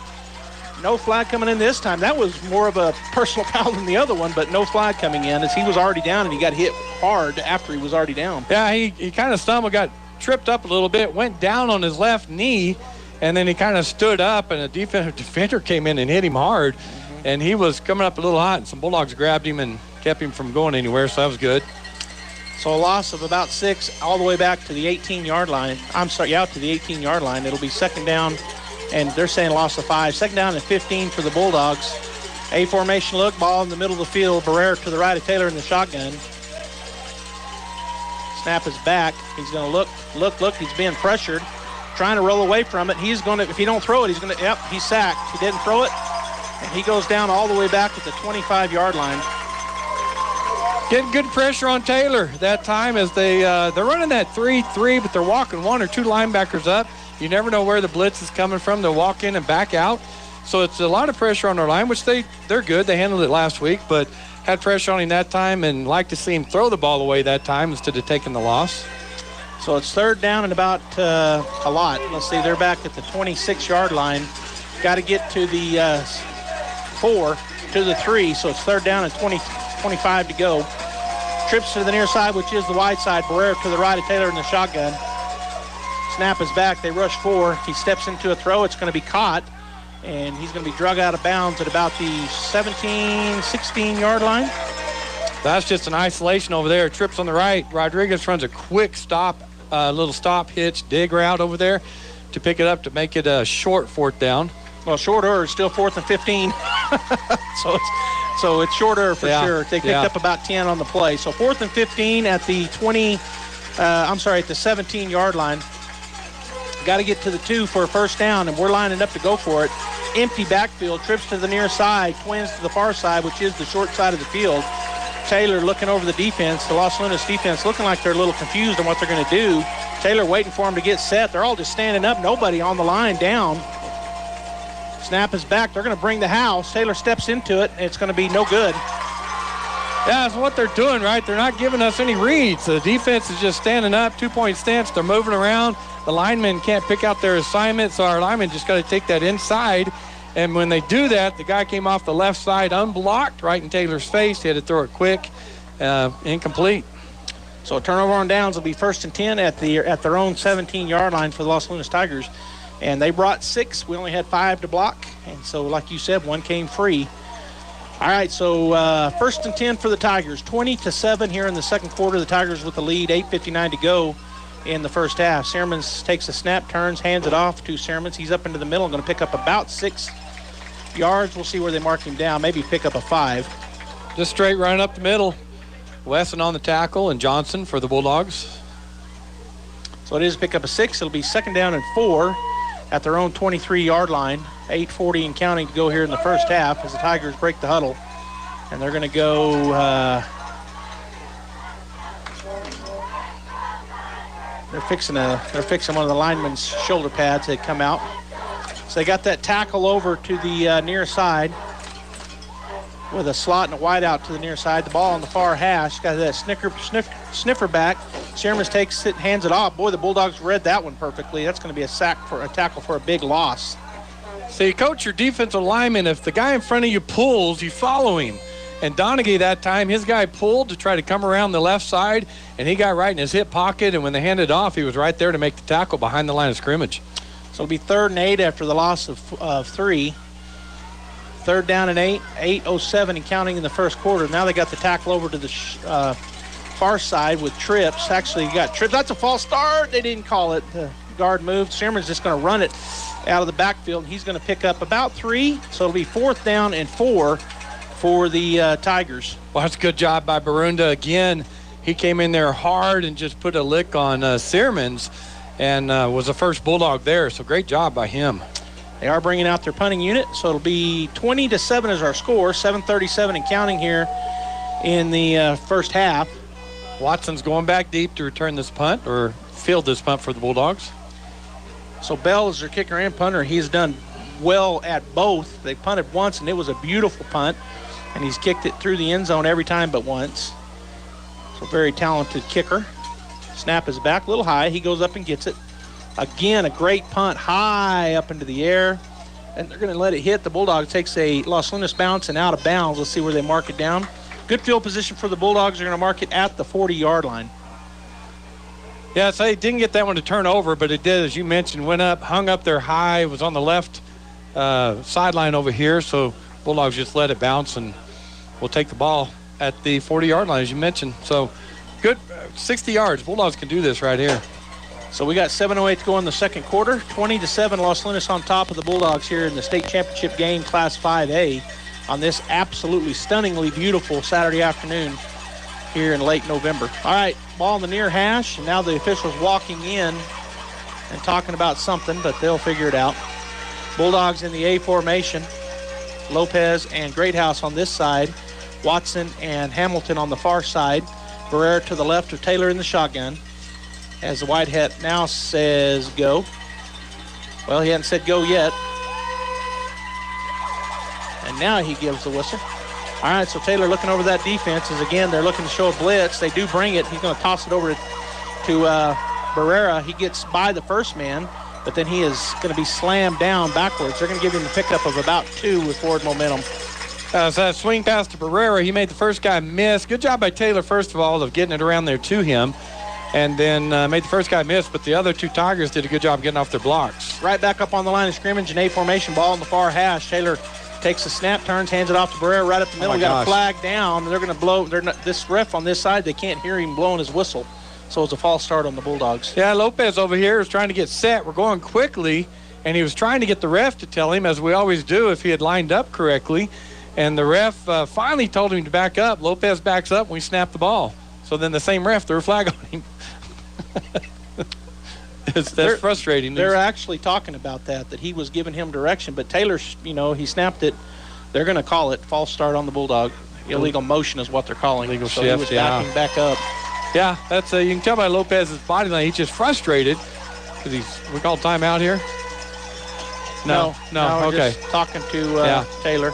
I think Coach Moppin was probably telling Nathan, hey, make sure your guys are all set before you snap that ball. We're in a hurry up, but we got to be set. And I was saying this earlier. I was saying, hurry, because our guys were not set, and Taylor was looking like he was fixing to take it. Yeah. And we didn't get caught that time. But, all right, so we back up 5. It's second down and 13 now. Snap is back. Taylor looking to throw that. Now he's going to throw deep. Boy, they covered it perfectly. That's going to be, it went through the defender's hands and then went through the Bulldogs' hands. I thought that was going to be picked for sure, Robbie, but it went through his hands. Yeah, number 23, Darren Romero, was waiting on that one. He wasn't running with Rodriguez necessarily. He was about 5 yards deeper than him as Rodriguez on that go route, and he was getting his timing, and so Rodriguez, I think, became the defender there. But as you mentioned, it looked like Rodriguez dropped it too. Yeah, it looked like it went right through the hands of the defender, and then Rodriguez had a chance and went right through his hands. All right, so 3rd down and 13, A formation, ball in the far hash. Barrera to the left of Taylor in the shotgun. Snap is back. They bring 6 again. He's going to have to step under pressure. He does. Long pass. Lopez, if he can go get it, just overthrew him by 4 yards again. And then one of the Bulldogs offensive linemen had his helmet ripped off, and they didn't call it. He's talking to the white hat, but to no avail. Coach Maupin coming out saying he just ripped his helmet off. The white hat said, I didn't see it. I know that's what he had to say, because otherwise he would have threw the penalty. So Taylor did a good job that time of stepping up in the pocket, buying time. Lopez had about 3 steps on his defender. He had a little gap there, and Taylor threw that 55 yards down the field. It was just a little bit long. 4th down, Deans is on with the punting unit. 6:23 to go in the first half. 20-7, Los Lunas on top of the Bulldogs here in the state championship game. 4th and 13. Snap is back. Deans receives it at the 22. Another great punt. The Los Lunas Tiger will come up and make a fair catch at his own 32-yard line. So it'll be 1st and 10 from there. Thank you. We're going to go down to Jeff right quick and see what he saw down there. Jeff, are you able to hear me? Well, I guess he wasn't. All right, so we're going to keep it right here as the Los Lunas offense now has the ball at their own 32-yard line. Defense for the Bulldogs on. Okay, Joe couldn't get it to you, so I'm just double-checking. I must have hit the wrong button. All right, so offense breaks the huddle. They got the tackle over and trips to the near side, which is the wide side. Sherman's in the backfield by himself. 2 goes into motion, fakes the handoff to him. Bulldogs play it pretty good. Is he going to pick up maybe a yard? Seth Johnson, and let me see, Dean's in there on the tackle. One of the defensive linemen hit him early, slowed him down, and the linebackers came in there. So they tried to kick Deans out. He did a good job turning back in and, early. I think they wanted to kick him out a little further out, but he had crashed down, and so he trimmed him back in, and that's where that defensive tackle for the Bulldogs, one of them had a chance. All right, again, empty backfield. Sherman's with double tight, trips to this side. There was a false start. They didn't see it. Sherman's looking to throw, and he's going to be chased down and tackled, and that's going to be, looks like they got him right back to the line of scrimmage. It'll be 3rd and 9. Well, that's a good job, first of all, by our secondary, and that's Finley Rascon, Riley, and Armendariz back there. There was nowhere to go, so he couldn't throw it, and then Riley Jarrett came off the edge and got him from behind, made that tackle. So, got back to the line of scrimmage. It'll be 3rd down and 9. The clock running, 5:12 and counting here in the first half. As they come out, trips once again to the near side, ball near the middle of the field. This time Searmans next to him in the backfield, to his left in the shotgun. Wide receiver from the far side as well. Bulldogs, that's a false start. They're not seeing it. Sherman's is going to run it. He is hit. Pickup of about 3. It'll be 4th down for the Los Lunas Tigers at their own 37-yard line. So, again, I think that's just a called draw play by the quarterback for the quarterback, as he takes a snap, takes one step, and then he takes off. And the defense doing a good job of just staying home and letting him, come to them to an extent. So the punting unit does come on for the Tigers. Punt return team out there for the Bulldogs, which is basically our defense, except for Watson goes back to receive. And so Bell, the punter. Snap is back. Good snap. He's going to get away a boomer again, this time end over end, and making the fair catch at the 25-yard line is Watson. So it'll be Bulldog ball at our own 25-yard line. Let's try to go down to Jeff again. Jeff, are you down? Can you hear me this time? Yeah. All right, so Bulldogs that time had a good hold on defense. Still got the same upbeat stuff on the sideline, it looks like, for the Bulldogs. Yeah, everybody's still feeling pretty good down here. The coaching staff's being real positive. They're working hard. I like to see Riley Jarrett getting that penetration. Maybe we're seeing some chinks in the arm. All right, so we're back here with 4:15 to go in the first half. The Bulldogs offense back on the field after a 3-and-out by the Los Lunas offense. We've got the A formation look, ball in the middle of the field. Taylor with Barrera to his left.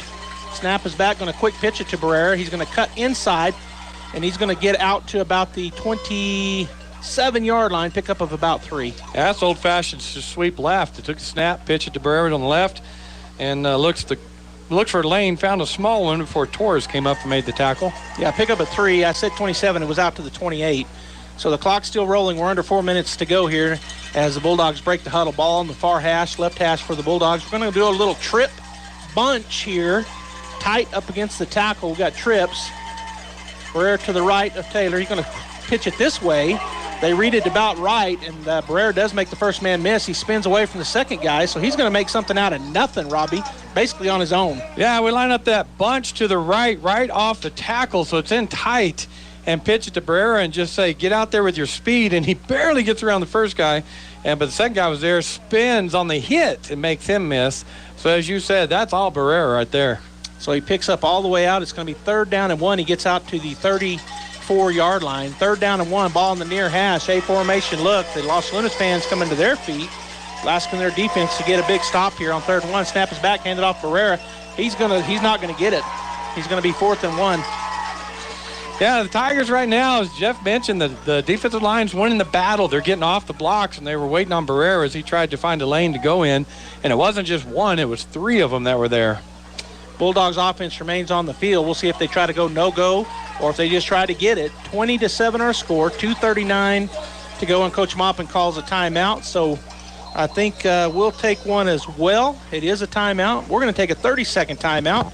Thanks for tuning in here on KSVP Radio, KSVP Facebook, KSVP YouTube, all audio only. And we also have the Eagle 98.7, I think.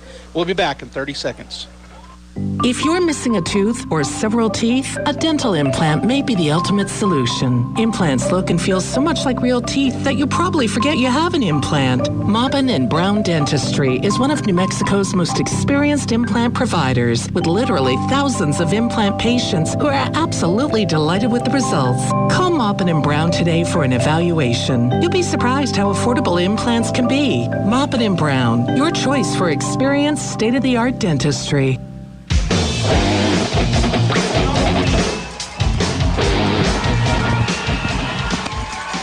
All right, so the Bulldogs are back on the field. We've got the heavy bunch, the heavy package with Peyton Deans behind his 2 linebackers up in front of him. Snap is back. He's going to look to get the first down. He does get it. That's well, it depends on that spot. They're right on the line. It's going to be a first down. Depends on where they put the nose of that football. Yeah, had one guy penetrate into the backfield, and Deans had to lower his shoulder and just extend for that first down, and they did get it. Yeah, it was on the line, and that's where they put the ball. So 1st and 10 for the Bulldogs on that heavy package. Dean, you're right. He just had to extend, and he fell forward and got it. 1 yard, and he got 1 yard. All right, so it'll be 1st and 10, 2 minutes and 30 seconds to go. Really need to get a score here and get within a touchdown, as it'll be Los Lunas football when they come back out in the second half. And the Bulldogs, the clock, they rolled it, so we're down to 2:22 and counting here. I can see that wide receiver screen again, Lopez. He's not out there right now, I don't think. Snap is back in the A formation, going to turn and going to throw a screen or a slant that was wide open for a pickup of 11 on the far side. Okay, so I love that call, because if you're going to Rodriguez on go routes, he's taking the outside to an extent, using the sideline, pushing him towards it. So that time we'll take the inside. So great job, great call, good catch, good throw. All right, Bulldogs going to have to hurry and get a man off the field here as Lopez came back on. That was Joy that had come on earlier. From the line of scrimmage, snap is back. They're running a Taylor steps up under pressure, throws it to Greathouse. He's going to turn into the middle of the field. He's going to pick up about 11 yards. Another first down for the Bulldogs. Timing route, just a great clear out by Lopez on the right side. Greathouse runs that out route. Nice. Boy, he put some zip on that ball, Taylor did. Right back up on the line of scrimmage are the Bulldogs in the hurry up. We're down to 1:45 and counting. Ball on the 42-yard line of the Tigers. A formation, ball in the near hash. Taylor takes a snap, steps into a throw. It's going to be caught by Lopez. That was timing. That was a great throw by Taylor, as Lopez had not broke out of his route yet, Robbie. And when he turned, guess what? Ball was in his chest. Well, we've been running those go routes. So Lopez looked like he's running a go route, waited for that corner to turn, and then just dug in and turned around. The ball was there, as you said. All right, we are going to go down to Jeff here. Timeout on the field by Los Lunas.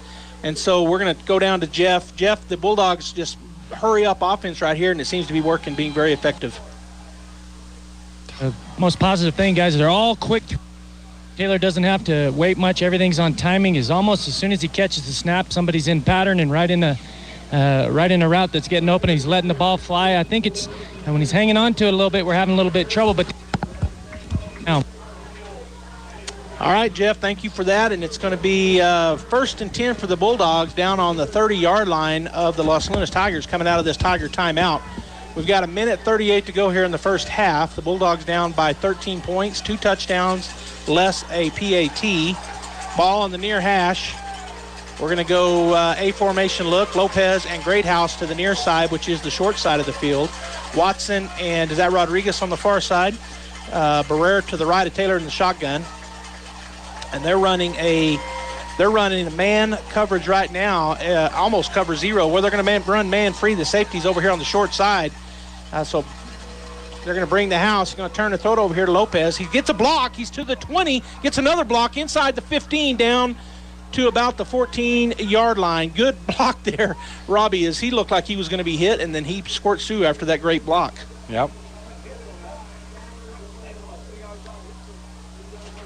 All right, so it'll be 1st and 10 at the Tiger 14-yard line. Bulldogs right back up on the line of scrimmage. A formation, snap is back. Throws that slant route again, and, he dropped the ball. He being number 14 for the Bulldogs, and he was going into the end zone, and the ball just popped out. That's Julian Rodriguez, the 5'8" junior. Nice slant route, perfect throw. Bounced off the shoulder pads, right in the chest. All right, so it'll be 2nd down and 10 at the 14-yard line. 122 to go here in the first half. 20-7, Tigers over the Bulldogs. Ball in the near hash, A formation look once again. Barrera to the right of Taylor in the shotgun. Snap is back, fake the handoff. Going to throw the fade route, and that's going to be it was a wheel route, and 2 Tigers there in defense. It falls incomplete. Did you see that one, or did you have to lean in? Yeah, I can see it. Okay. It ran a little wheel route. It was coming from his slot. It goes around on an out and then up for Greathouse, but they had that covered perfectly. So it'll be 3rd down and 10 now at the 14-yard line. 1:18 to go here in the first half.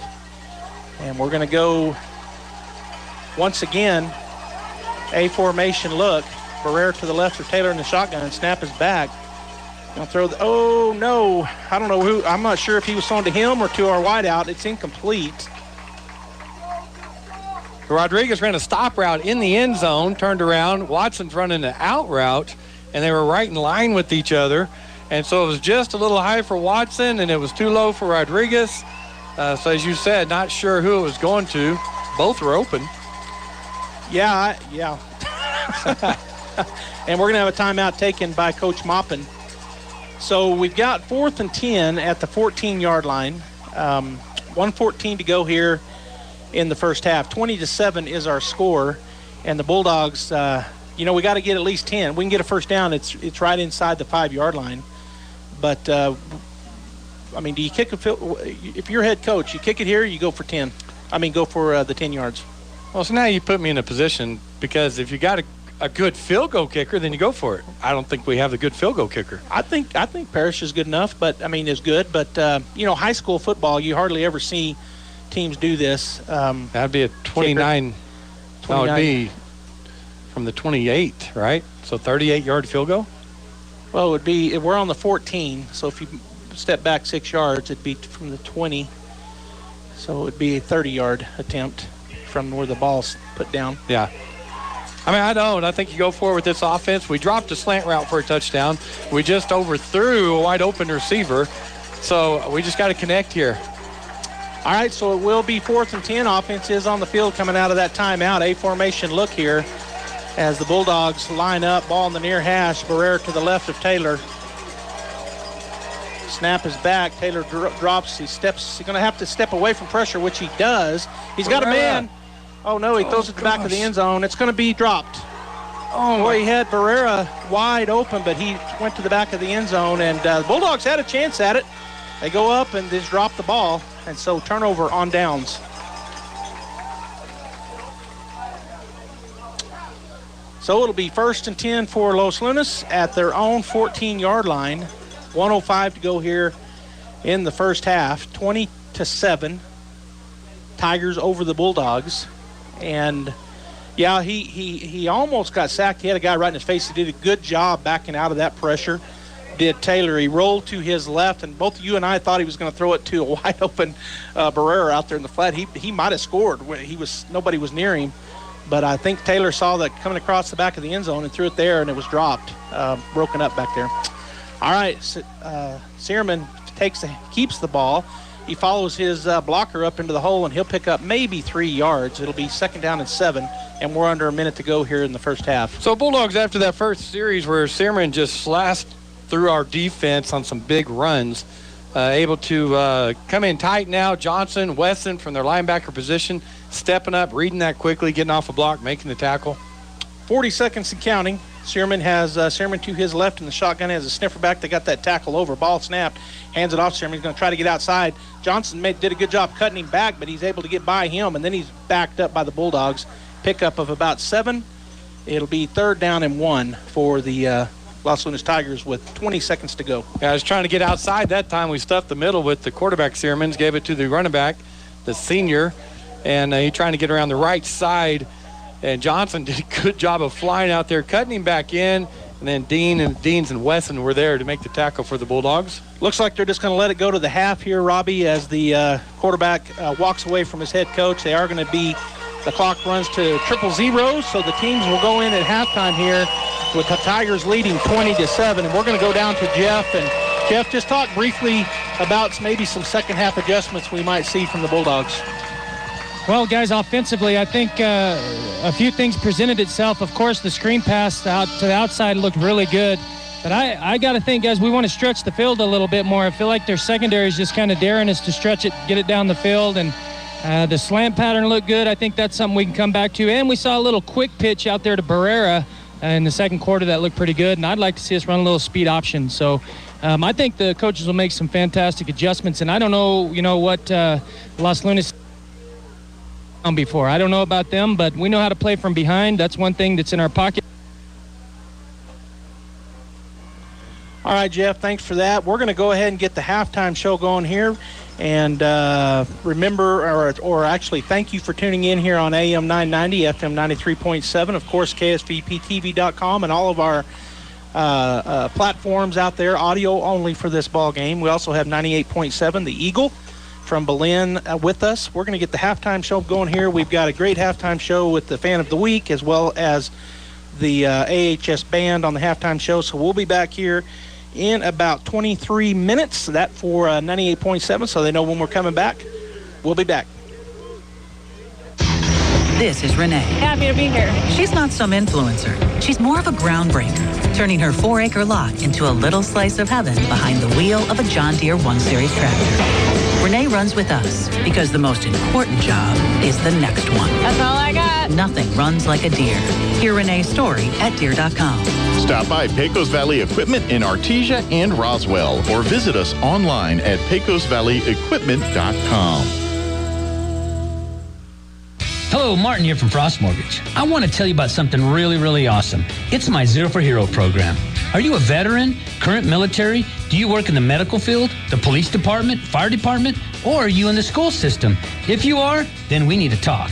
My Zero for Hero program can assist you with either your closing costs or your interest rate. So call me at 575-749-6278 and let's discuss your options. Frost Mortgage is a division of Primary Residential Mortgage Incorporated and is an equal housing lender. NMLS number 3094. Hi, it's Maria and Brisa with the Tate Branch Auto Group. Hey, Brisa, have you heard what's happening at Tate Branch in Roswell? No, what? We are restocking our entire used car inventory. That's right.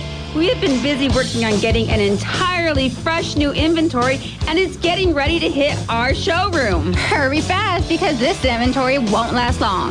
And if you're worried about your credit, don't. Here at Tate Branch, we have the resources needed to get all types of credits approved.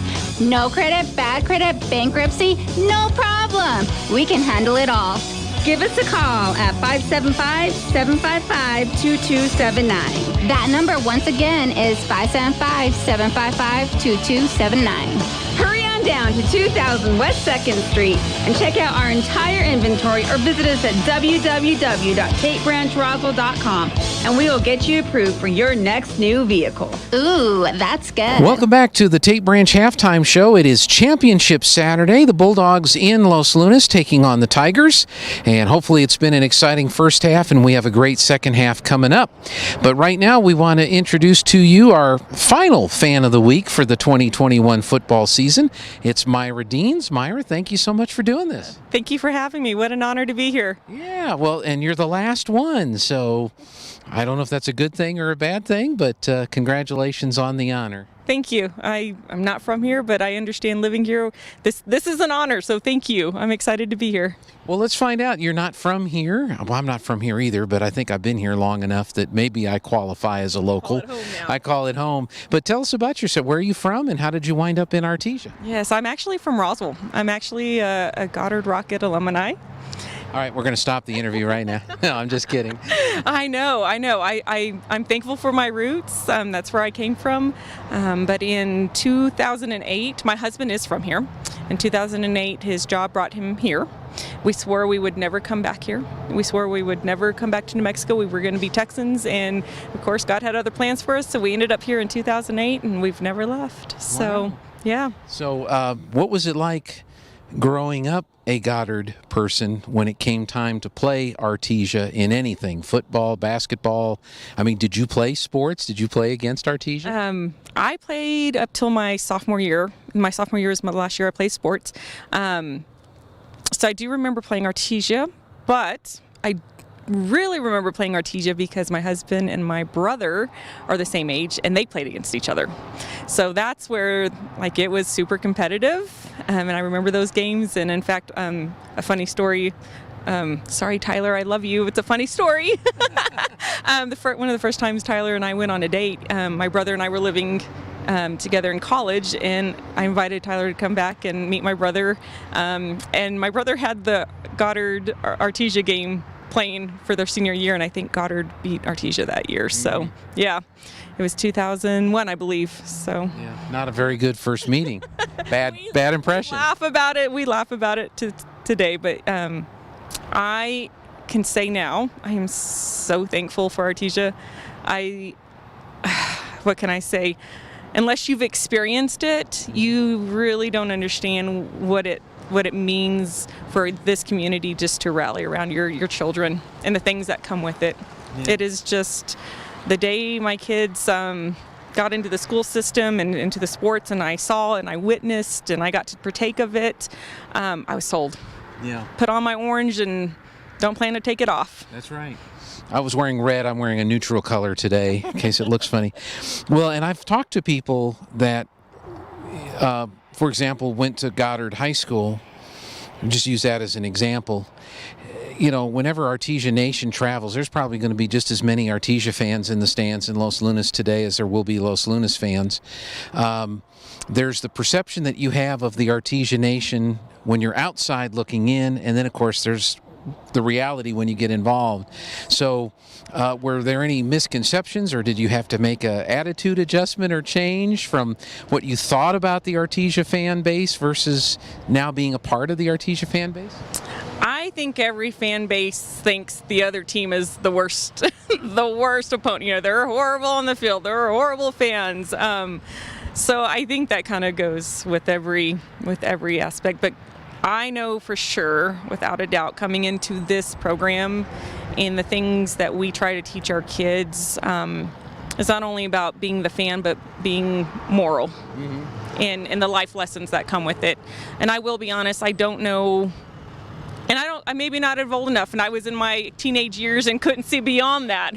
But I do know, being here now, that is one of my favorite parts about the Bulldog tradition. Yeah. Now, you have children. Tell us about your children and what they do. Yes, I have 2 boys. My oldest is a junior. He's Peyton Deans. He's actually on the football team, and we're so excited to be playing at this game. And then I have a 7th grader who is Jace Deans, and he also plays sports and loves the football also. So, again, just so excited to be a part of the traditions and in this game, and what, as the mom, and many of us moms, if you're not a part of Boosters, come be a part of Boosters with us. It's such a great program. But I think one of the things all of us moms can attest to is the hard work our boys have put in, the adversity. One of my favorite parts about the game is seeing where they've started from the beginning, and then the growth they have made through the year. And here we are to the final game, and they get to put it all together. Yeah. So what are the Boosters doing? Because I know we see what the Boosters do at the home games, but for example, this game in Los Lunas, are the Boosters? Did you guys do anything special, or how did you help out the team on this trip? So this trip, our president, Candace, got with Coach and said, "Hey, what are your needs? What can we help with?" And so we're filling those needs where we can with Quarterback Club too. And then on the side, we are going to try to make and reach out to people to bring noisemakers. To bring, we know that all of our boys have really emphasized they love the noise. They love to hear the crowd. The louder, the better. So we are actually getting together today. We're going to try to make posters and noisemakers and make sure we're in the stands when the game's happening too. So, yeah. Well, hopefully we'll hear you through the microphones. Joby and Robbie are there doing the radio broadcast. So I hope a lot of folks are listening to Joby and Robbie do that, and we want to hear you guys from the crowd. Cowbells. There you go. What's been the do you have a favorite moment so far? I know you've got a lot more coming up, but do you have a favorite moment or favorite aspect of the Bulldog season so far? Today's game. Like I said, watching the team at the beginning, COVID last year was such a, who would have ever thought that COVID would have done what it did last year to our seasons and our school, and then to come back and roll into what we were hoping would be a normal season, new coaching. So there were a lot of news, and I know there was a lot of not knowing where to fit in the boys, just not knowing, wanting to be at this game, but not knowing how to get there. Right. And so my favorite part, of course, is last week's game, knowing that we sealed the deal to get to this game. Yep. And knowing that this week what the boys were going to have to do.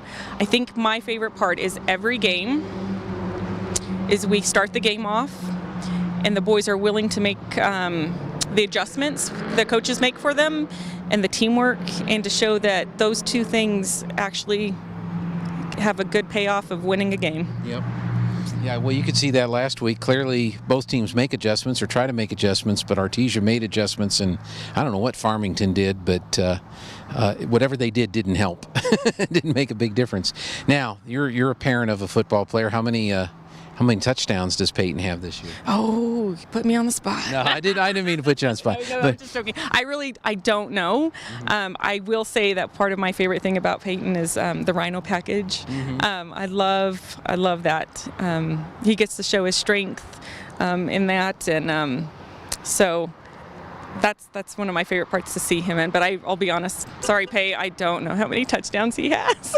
That's okay. He's got another year after this one, so he's probably going to be a big part of the program, and that's fantastic. For being our guest today, we have a couple gifts for you. Awesome. We do, thanks to Perry and Tate here at Tate Branch. This is a $50 gift card from the Adobe Rose for you guys. Thank you. Hopefully it'll be a celebration dinner. Celebration dinner. Of course. And then, of course, we have the traditional mug. And on this side, it says Bulldogs #1 fan, which is interesting because we've handed out 13, so there must be 13 #1 fans. And then, of course, it says Tate Branch Fan of the Week. This is for you. Thank you. And thank you so much for doing this. Thanks for all you do with the Booster Club and supporting the program. And let's hope you do get to have a celebration. Thank you for supporting our boys this year. Go Dogs. All right, Myra Dean's our guest. Thank you for being a part of the program this year. Thanks to Tate and Perry for helping us out to put this on again this year. I'm sure we'll be doing it again next year. And go Dogs in the second half. Go get them.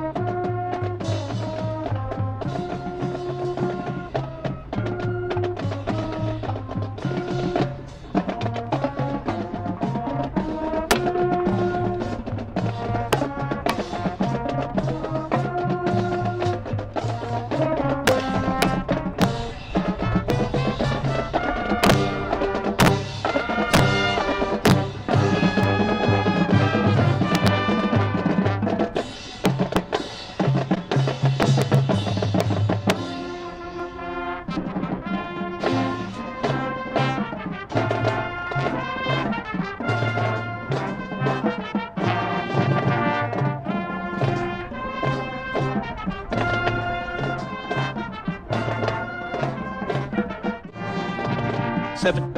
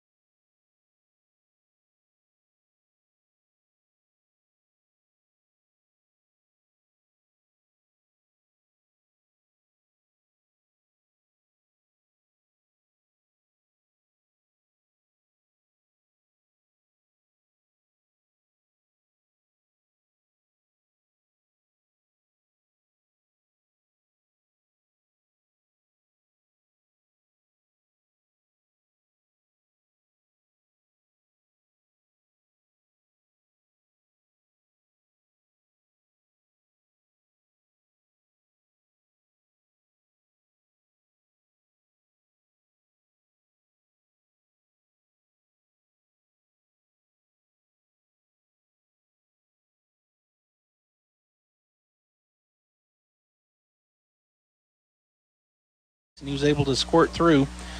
A formation look. His running back, Searman, is behind him. Turns, fakes the handoff. He's going to throw a stop route. It's going to be dropped. And we got a late flag coming in on this on the sideline, Judge, over here. And looks like he's calling an illegal man downfield, Robbie. The reason I think that is because he was telling the Los Lunas coaches and pointing. It's interesting, right? They've run the ball almost first half, been fairly successful at it. I mean, we've had stops, but they got 20 points on the board. And then they come out and they go spread second half. It is illegal man downfield. It'll remain second down if we take the penalty, which I guess we're taking it. I don't know. They didn't give the coach the option. So it'll be second down and 14 back at the 30-yard line. 11:16 to go here in the third quarter. 20-7. The Tigers lead. They've got a double tight, a slot on either side. Ball on the near hash. Searman in the shotgun. He's got number 7 Searman to his left and behind him. Snap is back, going to turn, fake the handoff, looking to throw. Bulldogs get pressure, and he's going to go. He swings away from the first guy. He's breaking tackles like crazy. He's going to get back up to the original line of scrimmage and almost the original line of scrimmage. We had him 10 yards deep, Robbie, and he broke tackles. And it's not an anomaly. He's done that all year long. We watched it on film. He's just a very, very difficult guy to get on the ground. As we had him 6-7 yards deep, and he broke out of that, broke some more tackles before Wesson able to make the tackle. He did get back to the very original line of scrimmage, so it'll be third down and 10 at the 34-yard line. Clock is ticking away, 10:40 and counting. Ball in the near hash. They're going to go trips to the far side with a tight end, so they're all three back. They got double tight, empty backfield. Sherman's probably going to be running right here. Takes a snap. He rolls that way. Bulldogs play it perfectly. Steps into a throw. It's going to be picked off by the Bulldogs, and out there picking it off was Pondo at the 49-yard line. Pondo played that perfectly. He was covering. It was a throw. It was a little bit behind. He stopped, and as he's falling to the ground, was able to catch that ball. So a huge play for the Bulldogs start second half as they get the ball on the turnover. Yeah, and he actually falls down. And you're right, he was actually falling down trying to stop on that stop route. And the ball, as it's coming at him, he's able to make the catch going down on his back. They mark him down at the Los Lunas 48-yard line. So the Bulldog offense on the field. Ball on the right hash as the Bulldogs work their way from the south to the north. So on the far hash from us, A formation look. They got a bunch of guys up on the line of scrimmage. They're going to cover man free. Throw it out there. They made some adjustments as that was not wide open this time. That was the wide receiver screen. He made a pickup one. Yeah, trying to get Lopez again, short side of the field. It worked the first half, and they, as you said, probably adjusted second half and not able to. It wasn't there. Lopez got hit immediately. Yeah, he caught the ball about 1 yard behind the line of scrimmage. He's able to push forward to get a 1 yard gain. A formation look. Watson and Rodriguez to the near side. Barrera to the left of Taylor. Oh, it's a direct snap, I guess. But Barrera's going to be back to the original line of scrimmage, and that's it. So it'll be, and actually this official has him at the original line. The far official has him a yard deep. And that's where they're going to mark it. So it's going to be 3rd down and 11 at the 49. Yeah, Miguel Andre, number 25, came unblocked into the backfield, hit Barrera, and, able to make the tackle. Offensive line struggling to figure out this defense. A formation look, ball on the right side, hash mark. Barrera to the left of Taylor. They walk a man up. They are going to bring 4. Taylor steps into one. He's got a man wide open, and he's going to have to play defense. It's going to be intercepted by the Tigers. As, he was wide open, but he underthrew it. And and the ball was just kind of lofted too, and so the safety was able to get there too. Anyway, it's a turnover on the interception. So it'll be 1st and 10 for the Tigers at the 15. With 9:12 to go here in the 3rd quarter. And so Taylor, I didn't see him get hit. It just came out awkward out of his motion, and kind of floated on him, and just they were able to catch up and make the interception. It was Greathouse, and he tried to break it up, played defense. All right, so I got the tackle over with the next back and a sniffer back. Turn and hand it off to Searmans. He's got a gap. Boy, it's shut quickly, but he will pick up 4 yards out to actually going to pick up 5. And now they're going to mark him forward for the 6-yard pickup out to the 26-yard line. Or, I'm sorry, 21-yard line. Yeah, just running off tackle. There was a hole there, but Pondo able to come off his block and get in there, and Wesson finished it off. So it'll be 2nd down and 4. Again, with a double tight. Snap is back, going to turn and hand it off. This time the Bulldogs play it perfectly, and he does spin away, but he only gets back to the line of scrimmage. It looks like Donaghy. He just got off his block, was back there in the backfield. Searman tried to cut. The running back tried to cut away from him, but he got a hand on him, able to get him to the ground. All right, so it's 3rd down and 5. He actually lost a yard where they spotted him down. So 3rd and 5 here for the Tigers. 8:15 and counting to go here in the 3rd quarter. The score 20-7.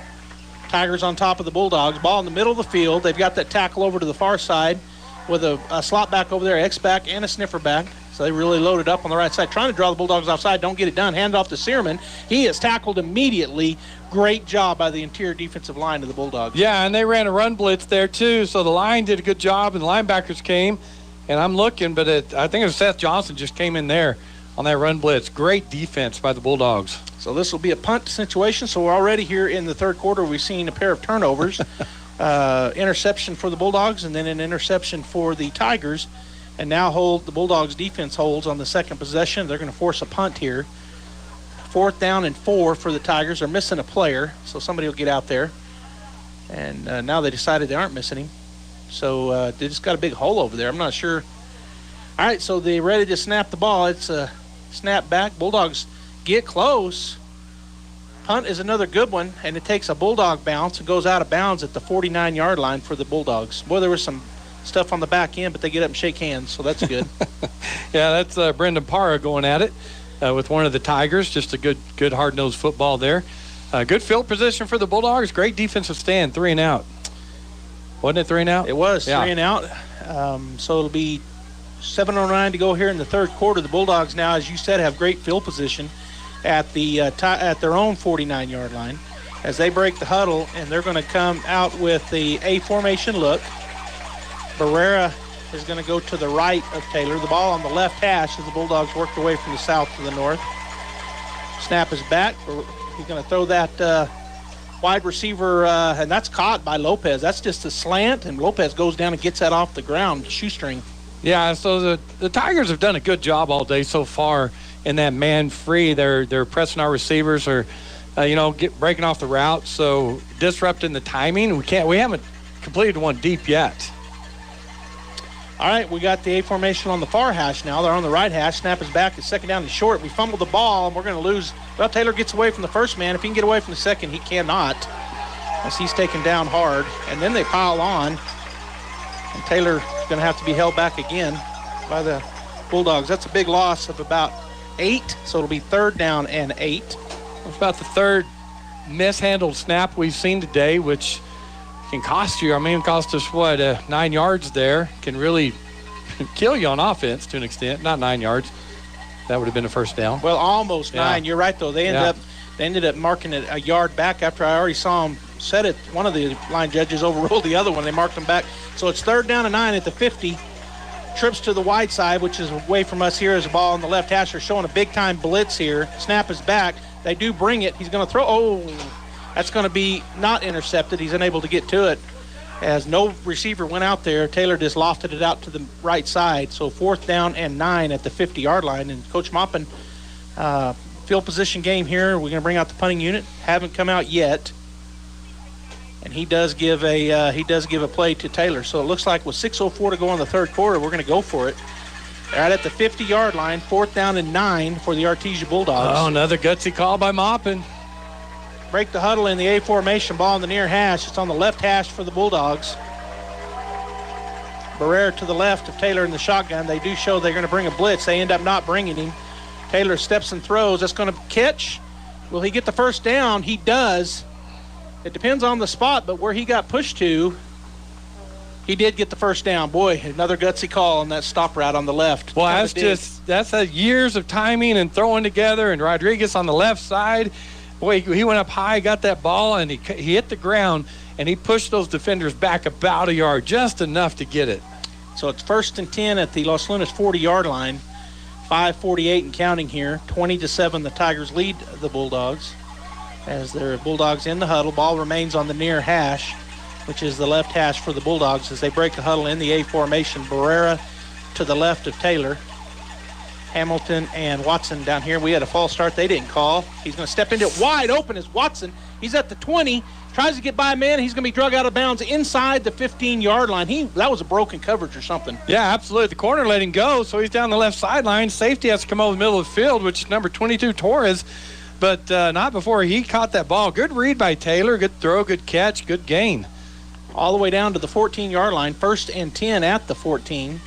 5:25 to go here in the third quarter. A formation, ball remains on the left hash. Barrera to the right of Taylor. Snap is back. Taylor steps up under pressure, throws it. It's caught. That's going to be a touchdown. That is Greathouse. Catches that ball. Boy, that was a sidearm throw if I've ever seen one. He slings it in there, and that's a touchdown catch for Greathouse. And let me just praise him. Taylor's been pressured all day long, and he stepped up in the pocket just patiently. Great momentum. Just threw a strike to Greathouse across the middle of the field. And I tell you, that's not easy to do across the middle of the field. Los Lunas put a hit on you. Greathouse, great catch, just walked into the end zone. So the swinging gate is out there for the Bulldogs. Man goes into motion is Estrada. And now they'll swing out of it and line up for the normal PAT. 5:21 to go. Gutsy call, 4th down pickup, and then go down and score. Yeah, it was 4th and 9 from the 50. And we run that stop route, dig route, and we get it.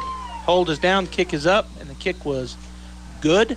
So with 5:21 to go in the third quarter, the score, 20 for the Tigers, 14 for the Bulldogs. We're going to take a 30-second timeout. We'll be right back. H&R Block of Artesia is proud to be a member of the community and a sponsor of Artesia Bulldog Sports. At H&R Block, tax time is all the time. They offer year-round assistance for personal or business needs. From simple tax questions to bookkeeping, payroll services, and more. You can trust the team at H&R Block to be there when you need the most. Stop by 502 West Texas Suite A in Artesia or call 746-3456 to schedule an appointment. H&R Block, proud to support Bulldog Sports. Se habla español. Welcome back, Bulldog fans. We're back here, 5:21 to go in the third quarter. We're going to go down to Jeff. Great drive there, Jeff, for the Bulldog offense. Fantastic momentum. Get it right there, guys. But it's the same thing I talked about earlier. It's those timing routes. Nathan Taylor into the playmaker's hands. And then with the touchdown. All right, so we've got the score 20-14, 5:21 to go. Jake Parrish lines it up on the middle of the field, right on the X. As Jake lines it up, he waits for the go-ahead, and the white hat does give it to him. So here comes the kick. He's going to kick it to the right side again, high, going to be fielded over there at the 20. They're going to try to come this way. Bulldogs playing it pretty good, and they do trip him up. Good job there by number 52 for the Artesia Bulldogs. Dominic Pacheco, injured early in the season, hasn't played until today. Comes down, but I tell you what, Rodriguez, the receiver, Julian Rodriguez, had left outside contain and stayed in his lane, made him cut inside right to Pacheco. So good job by the kickoff team. Really good, and he just upended him with a good low tackle. So it's going to be Tiger football at their own 23-yard line. 1st and 10, 5:16 to go here in the third quarter, and our score 20-14 in favor of the Tigers. All right, they're going to line up empty backfield. They got trips to the wide side or to the far side of the field. Ball in the middle of the field. Sherman in the backfield by himself. The Twins to the near side. This is where we probably see a draw. And they bring a man in motion. It's number 7. Hand it off to him. He's trying to get around that other side. He does, but he's tripped up. Pickup of about 6. It'll be 2nd down and 4. Boy, it's just getting him and trying to get his speed outside on the trip side out there. And Seth Johnson came flying from his middle linebacker position, able to dive out there, knock a leg out from under him and make the tackle. Yeah, basically that is exactly what happened. I mean, it looked like he had some running room, and all of a sudden he was upended. 2nd down and 4, trips to the near side, Twins to the far side, Simmons in the backfield. He brings 7 in motion again, fakes it, goes the other way. Bulldogs were there, but he's able to force his way through and pick up about 6 yards for a 1st down. Yeah, number 58 there for the Bulldogs, first man, Daniel Ruiz, to make that tackle. He hung on until some other Bulldogs get in there because one guy is just generally not going to get the quarterback down. 1st and 10 at their own 35-yard line. Ball remains on the far hash, which is the left hash for the Tigers. Now they're going to go on that tackle over. Big 74 playing tight end. They got a sniffer back and a back behind Searman. He's going to hand it off to the running back. He's going to run up into the gap, and he's going to pick up about 2.5, maybe 3 yards, depending on the spot. Johnson, Jarrett, and Wesson in there for the Bulldogs quickly. Short gain. 2nd down and 7 at the 37-yard line, or 38-yard line of the Tigers. We're going to be under 4 minutes by the time they come out and run this play. A formation look, a slot and a wide on either side. He's got Searmans to his right, does Paul Searman, the quarterback. He talks to Carlos Searmans, and now brings a man in motion. It's number 7, turn, hand it off to him, trying to get around this corner, which he does. He's going to make a man miss. He's to the 50 before he's going to be hit and wrapped up and then pushed forward. They're pulling him forward all the way down inside to the 39-yard line of the Bulldogs. So adjustment that we're seeing from halftime of the Tigers. Getting the running back, the senior, number 7, Carlos Searmans, out in the open to use his speed and some of his skills. We saw him some quick moves there. Yeah, I had the wrong running back in the backfield. I think that might have been Kevin Munoz to the right of Searmans. Carlos Searmans was out in the slot that time. Snap is back. He's going to hand it off to Carlos Searmans. He picks his way through. Well, he's hit hard, but he stays on his feet. He's still on his feet as he's going to pick up 12 yards. He was hit like a pinball, Robbie, and he just kept going. Yeah, Bulldogs struggling, hitting low, right? We got to get him low, and then they didn't wrap up that time. First man to come in there and hit him. And so when we saw the push a while ago, we're all up high. So we got to come in a little bit lower and then wrap them up. All right, so it'll be 1st and 10 after that big pickup there by Carlos Searmans at the Bulldog 29-yard line. Snap is back. The quarterback Searmans is going to keep it. He's going to pick his way to the left side. He's got a gain to the touchdown, and he will get in and score, and I don't see any flags down. That's just that. That's that base play. They pull the lineman. They come open up a hole for him, and then he just picks his way through everybody, and you're not going to arm tackle him. And he just goes into the end zone. He's a great running back for the Tigers. Yeah, playing a lot of running back from that quarterback position, and that just allows an offense a lot more that they can do by having that type of a runner at the quarterback position. All right, so the score 26-14 with 2:50 to go here in the third quarter. The Tigers answer the Bulldogs touchdown with a touchdown of their own, and now they're going to line up and go for 2. Searman's in the backfield. They have the heavy package over to the left side. He's walking out. They're going to snap it to Carlos Searmans, and now they're going to throw it into the end zone. That's caught for the 2-point conversion. We have a flag down by the line judge, and let's see what the call is. I think he pushed off is what they're going to call offensive pass interference, but we'll see. Oh, nope, they're going to call illegal man downfield once again. I saw the side judge give that motion. So that 2-point conversion will not stand, and now there's a different team coming out for Los Lunas, see if they go back to their PAT. So too many men on the field is what that call was. So so there's 12 men on the field, and so I was wondering where that illegal man, but he only put one hand on his hat when he was talking to the white hat, and so I thought that was his call. They are going to line up now. They mark them back 5 yards, and they're going to line up for a PAT here, or the Los Lunas Tigers. 2:50 to go here in the third quarter, and like I said, they answer back Bulldogs score and make it 20-14, and now they enter the ball. Fumbles back there. Bulldogs it's going to be rolling all the way back, and the Bulldogs will cover it, but that doesn't matter because that's it. So no good. 2:50 to go in the third quarter. 26-14. The Tigers over the Bulldogs. We're going to take a 30-second timeout, and we will be back. When was the last time a bank asked you about your needs or your goals? When you're a member of Artesia Credit Union, you get to use your money for something more important than fees and finance charges. You get to use your money for you. Membership is open to anyone who calls New Mexico home. Become a member of Artesia Credit Union today and see what your partners can do for you. North 5th Street in Artesia or online at artesiacu.org. Artesia Credit Union, member NCUA.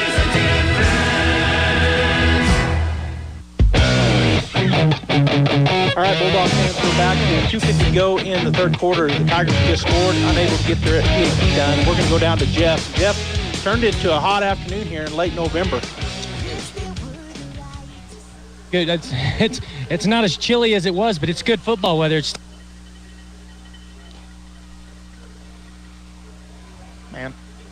Well, we lost Jeff. We lost Jeff on that. I'm not sure what's going on with our equipment, but it's not didn't come through. So, but yeah, it's not chilly. It's not super hot, but it's warm on a November afternoon. All right, the Tigers ready to kick off here, 26-14 with 2:50 to go in the third quarter. They lead. The kick is going to be deep, but it's going to be returnable. Come up on it, and he does. Bulldogs go into their motion. They run into each other as it was handed off to the first man through, which is number 89, Armanderas. Boy, they couldn't run the fake there because they ran into each other. Yeah, I don't know what happened there. That's actually 89, number Seiss. Oh, that was Seiss. Who took the kick, and then he just kept it. So it may have messed him up. Might have, because the other two backs ran flat into each other. So that didn't work out. We're back at our own 17-yard line. 1st and 10 at the 17. Need to score here and get back within a touchdown, do the Bulldog offense. As they come out, Taylor comes out into the huddle. Ball on the near hash, which is the left hash for the Bulldogs. Again, going from south to the north. Break the huddle in the A formation look. Slot and wide out on either side. Barrera to the right of Taylor. They're looking to show the blitz. They bring it, run the speed option. Barrera's going to try to get outside. He does. He's going to go, well, he didn't either. He only got about maybe back to the line of scrimmage. No, played it well. The defense flattened out. Barrera trying to get around the wide side of the field and use speed to get out there, but the corner was able to get free, and linebacker coming, flattened out, so nowhere to go, so no pickup. I lost the player that was out there with him. I couldn't see him when I said it looked like he got the corner, but looks like the Tigers have a man go down on the field. It might just be like a cramp, and that's what it appears to be. It's number 44, I think, one of their linebackers. Yeah, Marion Cruz. So they're going to talk to him for a minute. We're going to try to go down on the field one more time with Jeff and see if we can get that to work. Jeff, you were talking about the temperature. Guys, it is warm. Right now that potentially after we've got might be reminding these guys more. Oh. Okay, Jeff, again, I'm not sure what's happening. We were in and out of that, but thank you for that report, and we'll be back to you here in a little bit and see if we can get it to work. All right, Bulldog fans, coming out of that injury timeout, it's going to be 2nd and 10 for the Bulldogs. Ball on the far hash, the right hash for the offense, A formation. Watson and Rodriguez on this side. Greathouse, Lopez on the other side. Barrera to the left of Taylor in the shotgun. Snap is back, going to turn, hand it off to Barrera. He's got a gap. He's up through the middle of the defense, and he's going to pick up about 11 yards. Best run of the day for the Bulldog offensive running game. Yeah, good read by the offense because they didn't bring, and so they just sat back, so we just slashed them with Barrera up the middle. So 11-yard pickup takes us out to the 28. Right back on the ball. Snap is back. Hand it to Barrera again. He kind of stutter steps. This time he's only going to pick up about 1 as there was nowhere to go. He tried to make a place to go, Robbie, with that stutter step, but just nowhere. So 2nd down and 9 for the Bulldogs at the 39-yard line. As again, Rodriguez and Watson will be the slot and wide out on this side. Greathouse and Lopez on the other side. Barrera to the right of Taylor. He takes the snap. They bring a blitz, and they're going to get him. Well, he breaks the first tackle, but then he is just hammered down by 2 more Tigers. Well, they brought 5 guys again, and they're confusing our line because the first guy through, as you mentioned, I don't think he was blocked. Taylor was able to just shake him off and then the other guys came free and made the sack. So it's a loss of 7. It'll be 3rd down and 16 for the Bulldogs as they come back out of the huddle. Ball on the far hash. Again, the A formation look. The Tigers lining up like they're going to bring the blitz again. They're in man free. And they bring him across. That could be 2 penalties in one play as number 47 just hit our guy in the face and smashed him over backwards. All they're going to call is offsides, I'm sure. Offsides, so it'll give us 5 back. It'll be 3rd down and 11. James Garcia just firing off the ball hard. He thought that was going to be it, and he came off hard. He's the one called, so free 5 yards for Artesia. So 3rd down and 11. We're under a minute to go here in the 3rd quarter as the clock continues to run. Ball near the far hash. Bulldogs break the huddle with the A formation look. Barrera to the right of Taylor in the shotgun. And they get him to jump again, but he didn't come off sides. Snap is back. Taylor looking to the left side. He throws it behind, almost picked off by number 21. Whoa! And then big time penalty. That may get you thrown out of the game. A Bulldog player not moving very well as number 44 just tackled one of our guys and threw him down. They're pulling him out of the ball game. That's Cruz again, way behind the play. Incomplete pass behind the line of scrimmage where he was rushing the passer and just totally unnecessary. Yeah, unsportsmanlike. That's going to be a 15-yarder and an automatic 1st down. The White Hat still yelling at the Los Lunas sideline. 44 comes off out of the field, takes his helmet off. I don't think they kicked him out of the game, but the White Hat's coming over and talking to him. He's telling him, you're one more and you're out of here. He just gave him the warning. Yep. Unsportsmanlike conduct. So 1st and 10 for the Bulldogs. That was a pass that was almost picked off. It was a slant, just a hard slant by the corner, and Taylor was just a little behind on it. And so, but it falls incomplete, which would have brought a 4th down. But then, the play was well over, and you see him just body slam one of our offensive linemen. So 15-yard, 1st and 10 for the Bulldogs. Ball on the far hash. Barrera to the left of Taylor in shotgun. 2 slots, 2 wideouts, 1 on either side. Taylor looking. He's got pressure, steps up under it, and he's going to run for it. He's going to pick up another 10, maybe 11 yards, depending on the spot. Yeah, that's a good decision by Taylor because he hadn't done it all day. So they're not looking for it. So not there, steps up in the pocket, sees the open area, and takes off with it for a 1st down. Picked up basically 10 yards. It's at the 48-yard line of the Los Lunas Tigers, and they're going to roll the clock. We're down to 15. See if the Bulldogs try to get a playoff, down to 12. And Bulldog offense trips to the near side. I don't know if Taylor knows that the clock is running down on him. So he takes a look over. Snap is back. They bring it off the corner. He's going to roll away from that. Taylor looking down the field. He's going to throw it. It's going to be caught. Coming back to that was Watson. And so a good pickup, another 1st down pickup, about a 14-yard pass play. Just a good job by Watson. Yeah, looking deep, right? Taylor got pressure again, gets around it on the left side, and then Watson does a good job, as he's coached, to work his way back to the quarterback, and a strike by Taylor throwing on the run. So that's the 4th quarter, 26-14. We're going to take a 30-second timeout. The Los Lunas Tigers leading the Bulldogs 26-14. We come back, 4th quarter action. Faith Baptist Church, like the Artesia Bulldogs, believes in having a winning attitude. We cannot be defeated because God is for us. While we hold strong to the Bible and its teachings, we recognize that we have a biblical mandate to reach people with the gospel of Jesus Christ. At Faith Baptist Church, they help take people from where they are to where God wants them to be. Join them at 10:30 a.m. Sunday mornings as we strive to fulfill our purpose for God. And to all the hardworking and outstanding Artesia Bulldog athletes, thank you for going above and beyond and for proving that character counts. Welcome back, Bulldog fans. The Artesia Bulldogs on the drive. 1st and 10 at the Los Lunas 35-yard line after that. Good play by Nathan Taylor as he escaped pressure, rolled to his left, and was looking deep, as Robbie said, but then the receiver saw him having to scramble. Watson broke off his route. He comes back to him, picks up about 14 yards. 1st and 10 as we start the 4th and final quarter. Ball on the far hash. Bulldogs going from the north to the south now in the bright sunlight here on November, 27th. Trips to the near side. Barrera to the right, going to run this way. He's looking down the field. He's going to have to run quickly from pressure. He throws it, caught by Greathouse. Pickup of about 4 yards depending on the spot. Just a kind of just a little drag route there, just a flat out route there for Greathouse. I was looking downfield, Robbie. Looked like we had a kind of a crossing pattern. Is that what you saw by our other two receivers? Yeah, they were, and it could have been there, but they had a man unblocked again. Taylor had to roll to his right. A formation look. Ball now on the near hash, which is the right hash for the Bulldog offense. Barrera to the left of Taylor in the shotgun. Snap is back, looking quickly for that slant. That is caught. Great catch there by Hamilton. That's a pickup of about 9 yards. That'll be first down. So good job. They're just coming off wide, not even nines. They're way outside our tackles coming in there.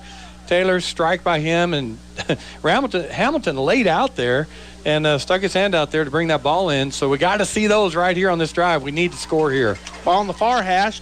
A formation, a wide out and a slot on either side. Barrera to the left of Taylor. Snap is back. They bring 6 again. We're going to run a little screen pass, and good job by the defense. He got off the block. It's number 9 for the Tigers, and he makes the tackle. And we got an injured player on the field, number 44 for the Tigers. Yeah, we get that block on Trujillo. That might be a touchdown by Barrera as we had a convoy in front of him, but Trujillo did a good job getting off his block and then making a good tackle on Barrera. Yeah, so it was just back to the line of scrimmage. It'll be second down, but right now we've got the injured player on the field. And again, it's number 44 for the Tigers. Cruz. And that's Cruz that had I think he had the penalty called on him a while ago, and he's up. He does have a brace on that left knee. He is jogging off under his own power, so hopefully the young man is okay. He's a little gimpy, but maybe he'll be all right. And so they marked off some yardage here. What's the call?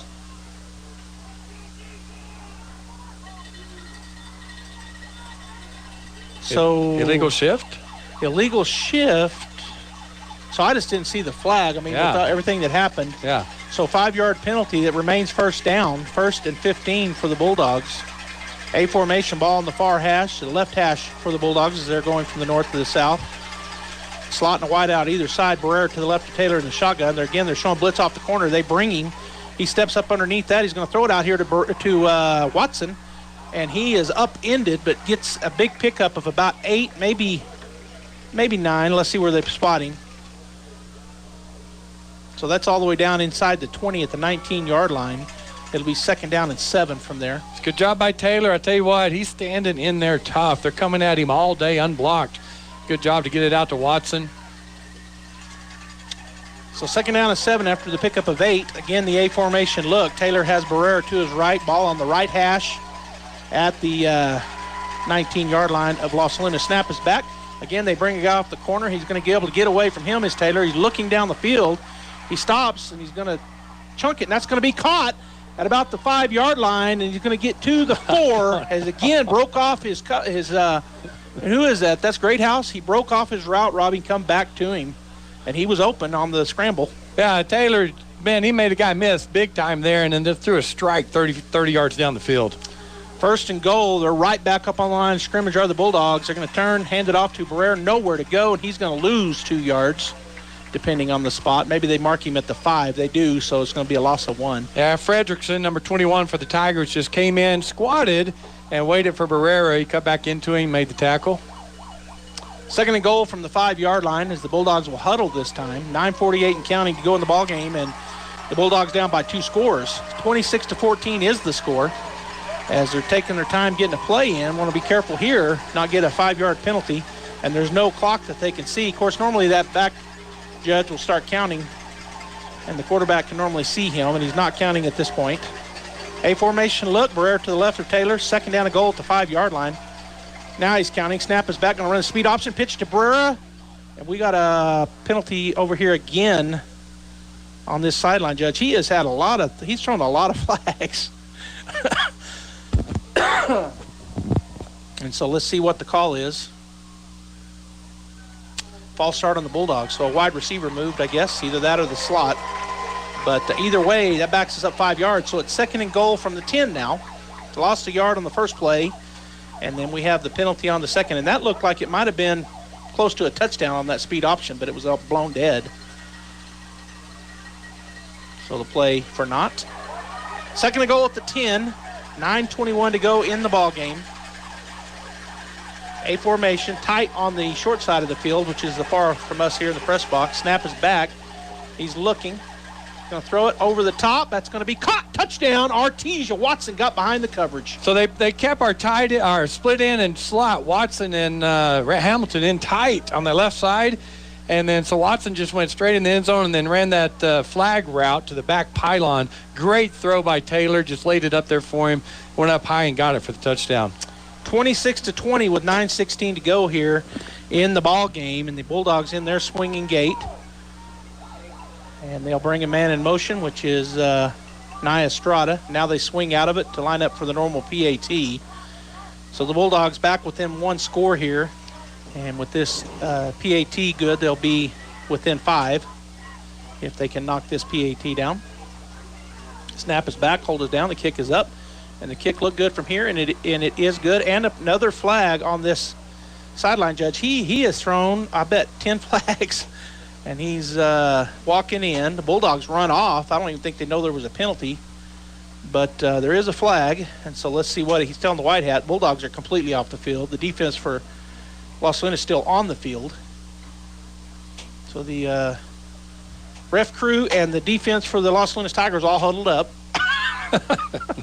And they are all huddled up. I mean, the defense and all the refs are all huddled right there at the goal line. Coach Boston just checked and asked if it was good, and they said yes. So personal foul on the defense. Kick is good. Kick was good. So that was man, he threw that flag kind of early. I thought we had a false start or something, but maybe out there, well, I don't know. Who knows? That's the call. So let's go ahead and take a break. We'll be back in 30 seconds. You may have heard of SmartHub. SmartHub is Central Valley Electric's online tool for members to manage their electric account. With SmartHub, not only can you securely pay your bill online, you can view your detailed electric use 24 hours a day. You can report an outage while staying up to date with the latest co-op news, compare past and current electric use. Sign up for paperless billing or reoccurring payment so that your payment is never late. The best thing is you can access SmartHub from your computer, tablet, or smartphone, so it goes everywhere you go. Visit cvecoop.org to get started or give us a call. All right, Bulldog fans, we are back. The Artesia Bulldogs get within one score. It's 26-21, a touchdown. A field goal won't do it for them, but within 5 points here with 9:16 to go in the ball game. And that late flag, I thought it was kind of early, but a flag came in. It was a personal foul against Los Lunas, so we're kicking off from their 45. And Parrish probably just going to kick this through the end zone, would be my guess. Just an ever slight breeze here, Robbie. Never has been a factor. Yeah, Los Lunas lined up for an onside, but he just pooches it right in the middle of the field. So it was an onside of sorts. And so they're going to get it back out to the 30. So it didn't work out. The Bulldogs unable to get it. So instead of starting at the 20, they're going to start at the 30. But it was a shot worth going for, I suppose. So it'll be 1st and 10, Los Lunas at their own 30-yard line. Carlos Searmans comes up, returns that off one bounce, or picks it up off one bounce and gets what he can. All right, so they're going to put the ball right in the middle of the field. The Tigers leading here 26-21 in the Class 5A state championship game. They come out with an empty backfield, trips to the far side, twins to the near side. Searmans takes a look at the Bulldog defense. Started to change the plays. Our safety, or one of our guys, is playing 15 yards off the ball, so the middle receiver over there is wide open.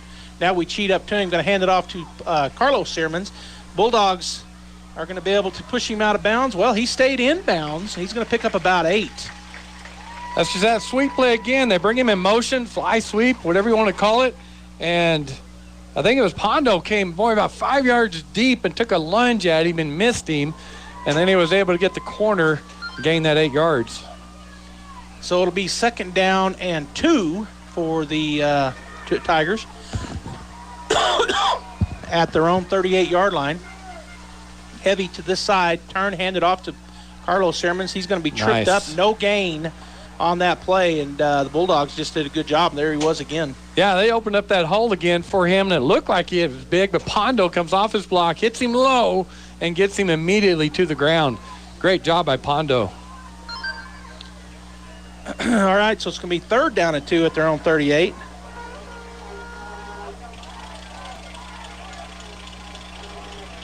As they line up again, heavy package to this side, ball in the middle of the field. Slotting a wide out to this near side. And they just hand it right there, and Bulldogs stuff it. Oh, my goodness, guess who I think that was, no, it wasn't Donaghy. Who is that? That's Wesson.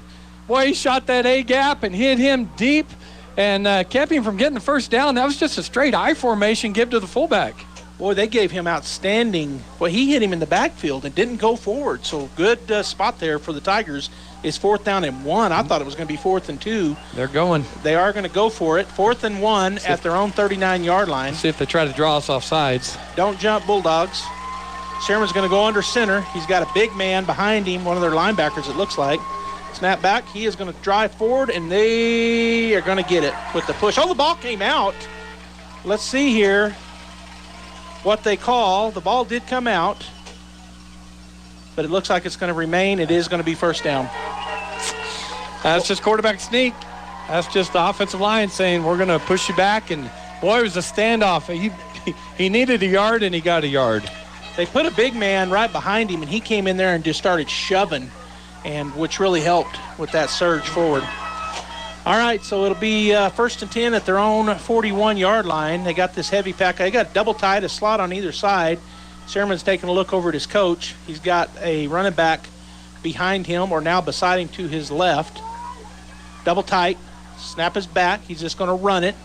And he's through. He's to the 35, 40, 30. Bulldogs going to have to hurry. They are going to tackle him down there at about the 15-yard line. That's just straight quarterback, give. I mean, he calls it just whatever you want to. He went up the right side of the behind the line, right? Was not touched. And with his speed, got all the way down there. That's just trusting your quarterback to pick up some yards. He picked up a chunk. He's all the way to the Bulldog 13 with 6:50 and counting. Got a heavy package to the left side, a sniffer back, an X-back, a running back to his right. Sermon's going to turn. He hands it off to Carlos Sermons, and he goes, no, where the ball is out. Bulldogs get it. First down, Bulldogs. That ball come trickling out of there, Robbie, and it kind of rolled around for a minute. Nobody was on it, and then the Bulldogs saw it, and they were able to get to it. 1st and 10, Artesia, and it'll be at their own, about the 15, 14-yard lines where they're spotting, actually at the 13. The officials are talking about it, but the ball came out, no doubt about that. So I don't know who made the hit. That's what I was looking for, but, Sermons, the running back, was in there, and somebody popped him right on the ball, came flying out of there, and then Luna fell on it for the Bulldogs. Unsportsmanlike against Artesia. Boy, that's just not Artesia football right there, but nonetheless it happened. So that'll be half the distance to the goal as they're on the 13, so that'll mark them back 7 yards. It'll be 1st and 10 for the Bulldogs. 6:36 to go here in the ball game. Los Lunas leading 26-21. Los Lunas was looking to take a 2-touchdown lead again, and then the Bulldogs able to cause a fumble and get the ball back and then have an unsportsmanlike called on them, so that backs them up even deeper. It'll be 1st and 10 at our own 7-yard line as the Bulldogs break the huddle. Ball in the middle of the field, 6:36 to go in the ball game. A formation look, Barrera to the left of Taylor in the shotgun. They got the corner over the top, snap is back. Taylor's going to turn and throw a stop route over there. And the Bulldog, he fumbles it. Oh, no, and the Los Lunas Tigers get on it. It'll be 1st down and 10 for the Tigers at the Bulldog 23-yard line. Just a stop route on the left side to Rodriguez. He catches it, makes a move to the outside. The defender comes in, and I don't know, he's on the other side of the field if he, poked at it, but it did come out, and he tackled him out of bounds, and there was nobody around it except for Los Lunas, and they just went and fell on it. Wow. So back-to-back turnovers. Both teams cheering within a few seconds of each other as the Bulldogs get it, as the Tigers are driving deep into their territory, and then the next play, we fumble it back to them. So 1st and 10 for the Tigers at the Bulldog 23-yard line. 6:29 to go in the ball game as the Tigers line up with a heavy package again. Sermons next to Sermons in the backfield. Paul Sermons, the quarterback, takes the snap. He's just going to run it right on the right side. Arm tackle, couldn't get him down, but then he is going to be tackled after a pickup of about 6 yards. Yeah, so last week in the Goddard game, in the fourth quarter, when they needed to go down and score, the quarterback Sermons just kept it 4 or 5 times down the field, like runs just like that. And they just rode him all the way down the field, scored, and won that game. So we'll see what Coach wants to do here with him. So it was a pickup of 5. It'll be 2nd down and 5. Got the heavy package in to the left side. Ball on the far hash, the right hash. Snap is back. Sermon going to hang on to it. He's going to be drug kind of forward as he gets out down to about the 19, which is where they needed to get a first down. Let's see. Looks like it's going to be just short. It'll be 3rd down and less than 1. Yeah, just putting everybody up in there. The backs are blocking for him from the backfield, and he's picking up 4 yards a pop, which you can do that all day, pick up first downs. All right, so Sherman's going to be in an empty backfield this time. Carlos Shermans is in the slot over there. Looked like he's going to come in motion, but he does. Snap is back. Going to hang on to it as the quarterback. He's going to break a tackle. He's going to get down inside the 5-yard line before he is tackled. I'm telling you, nobody else is going to get the ball right now. They're going to ride him all the way if they can. 1st and goal at the Bulldog 5-yard line is where they end up marking him down. So 1st and goal at the 5, 26-21. The Tigers leading and looking to score here and go back up by 2 touchdowns is their goal right here. Heavy package to the left. Actually got double tight and a slot and a wide out this side. He's just going to keep it, and he's going to go in untouched. Touchdown, Tigers. Yeah, that's, again, direct snap. To the quarterback, which he's taking the snap anyway. His brother, I'm guessing, number 7, leads the way right up the middle, and he goes in pretty much untouched for the touchdown. We do have another flag down, and it looks like it'll be on Los Lunas, but it may be after the touchdown. It's the same official over here on this left, Judge. He's thrown a bunch of flags, and he's talking to the white hat. So we'll see what all the teams out there, Bulldogs stay out there this time, and they're all talking about it. The way Los Lunas acted, it was against them, but I don't know. The white hat hasn't said anything yet. And so will the touchdown stand, or will they be moving them back? Touchdown stands. And then after the play, the white hat says unsportsmanlike conduct on Los Lunas. So that'll back them back 15 yards on the kickoff, I guess, which will give us a chance to run our starburst, because they're going to line up and go for 2. It looks like they are. So 32-21, and they got their quarterback out there, so they're going to line up and go for 2. This is where Coach Maupin might think you take it here and move it back, or do you? No. All right, so Shermans to his left, Paul and Carlos in the backfield. A formation look for the Tigers.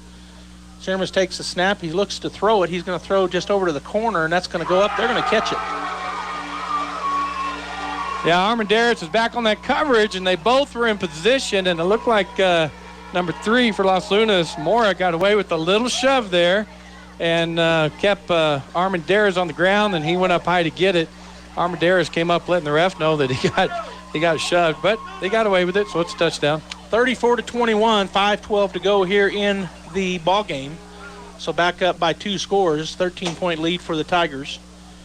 There's a lot of time 5 minutes is a lot of time really to both of these offenses, but the Bulldogs need to get a big return here. If not for a touchdown, they need to get a big one, because this is going to be marked off 15 yards back. So they're going to kick off from their own 25. So a huge difference today is the corners for the Los Lunas Tigers have been able to pretty much shut down our... Coach Maupin needs to see... Oh, he's saying it, so he's going to mark it off. I was about to say they put it on the 40, but the official that put it down, he then called it, so he's marking it back to the 20. Sorry, Robbie, I cut you off. That's okay. But just wanted to tell the fans what just happened, because I was about to say they put it on the 40, but he moves it back to the 25-yard line. And the kicker has got a big leg, but the Artesia Bulldogs should have a chance here to run this back with a starburst return.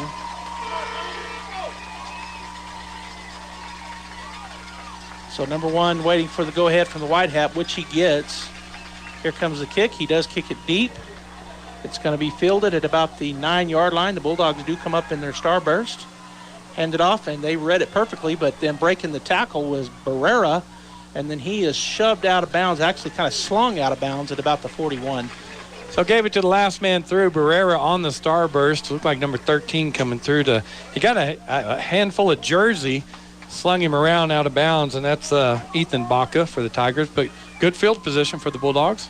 5:04 to go in the ball game, 34-21. The Tigers lead. Bulldogs on the near hash, which is the right hash. A formation look. Barrera to the right of Taylor in the shotgun.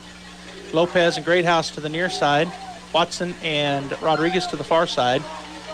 Show to blitz. They're going to bring it off the corner. He's going to throw this screen out here to Lopez, follows his blockers perfectly. He's going to get all the way down to the 45-yard line, pick up a 14 on the play. Yeah, it's tough because there's one guy in that mix that if he could have got around, it looked like he had the sideline, and we had one offensive lineman that ran by him to get out in front of him and just needed that one block. Flag on the play. Yeah, and I'm laughing at something that I just got a text on. It's going to be personal foul roughing the passer, so that's going to add 15. That puts us down to about the 30-yard line. So the Bulldogs will have a 1st and 10 on the 30, and 4:57 to go here as the ball remains on the near hash, the right side for the Bulldogs, going from left to right on your radio dial, north to south here in the stadium. Trips to the far side, Barrera to the right. Snap is back, they bring 6, now they back off of it. Taylor's going to break away from pressure. He's going to throw it down. Lopez, he had it, and it was knocked out of his hands by number 24. Lopez came back to that ball, looked like he was going to make the catch. Yeah, just down there on the goal line. Taylor did a good job again. I've been saying it all day, avoiding the rush, stepping up in the pocket. Saw Lopez down there, trusted his receiver because number 24 was there, as you mentioned, Greco. And they both went up. Lopez had it in his hands. Greco reached in and slapped it out of his hands right at the goal line. So it'll be 2nd and 10 at the 30-yard line. This time we will be in A formation. Greathouse and Lopez to the near side. Watson and Rodriguez to the far side. Barrera in the to the left is Taylor in the shotgun. Snap is back. They rush 4. Taylor's going to step into it. He's got a man. If he can go get it. He does catch it in the end zone. Touchdown, Lopez. That's a great job by Taylor. He's trusting his receiver. He had him about 3 steps, threw it up in the air, allowed him to run underneath it and catch it in the end zone. As he catches it, falls down. Touchdown, Bulldogs. Boy, that's a great job as Taylor is kind of limping as he's going off, but great throw. 4:38 to go in the ball game. The Bulldogs back within a score. It's 34-27 as we line up in the swinging gate. And Lopez is going to have to hurry over. He was over here on this side for some reason. I don't know. Anyway, he's back into his spot. I think his mouthpiece, I don't know, something flipped out of there. Bulldogs in that swinging gate. They bring Estrada in motion to the right. And now they'll come out of it and swing into the normal PAT motion. So, Robbie, we had, I think, like 5 minutes and 4 seconds when this drive started. There's now 4:38 on the clock. So we did strike quick. If we can get a hold here by our defense, which is what we're going to have to do. Searman, we already know they're going to ride him. Kick is going to be up, and did it get inside there? It did. Oh, my gosh. It was a pooch kick. It just went straight up in the air like it was lofted, and it gets just inside the left side for the extra point. So the Bulldogs are back within 6. 34-28. We're going to take a 30-second timeout. We'll be back. Tigers lead the Bulldogs 34-28.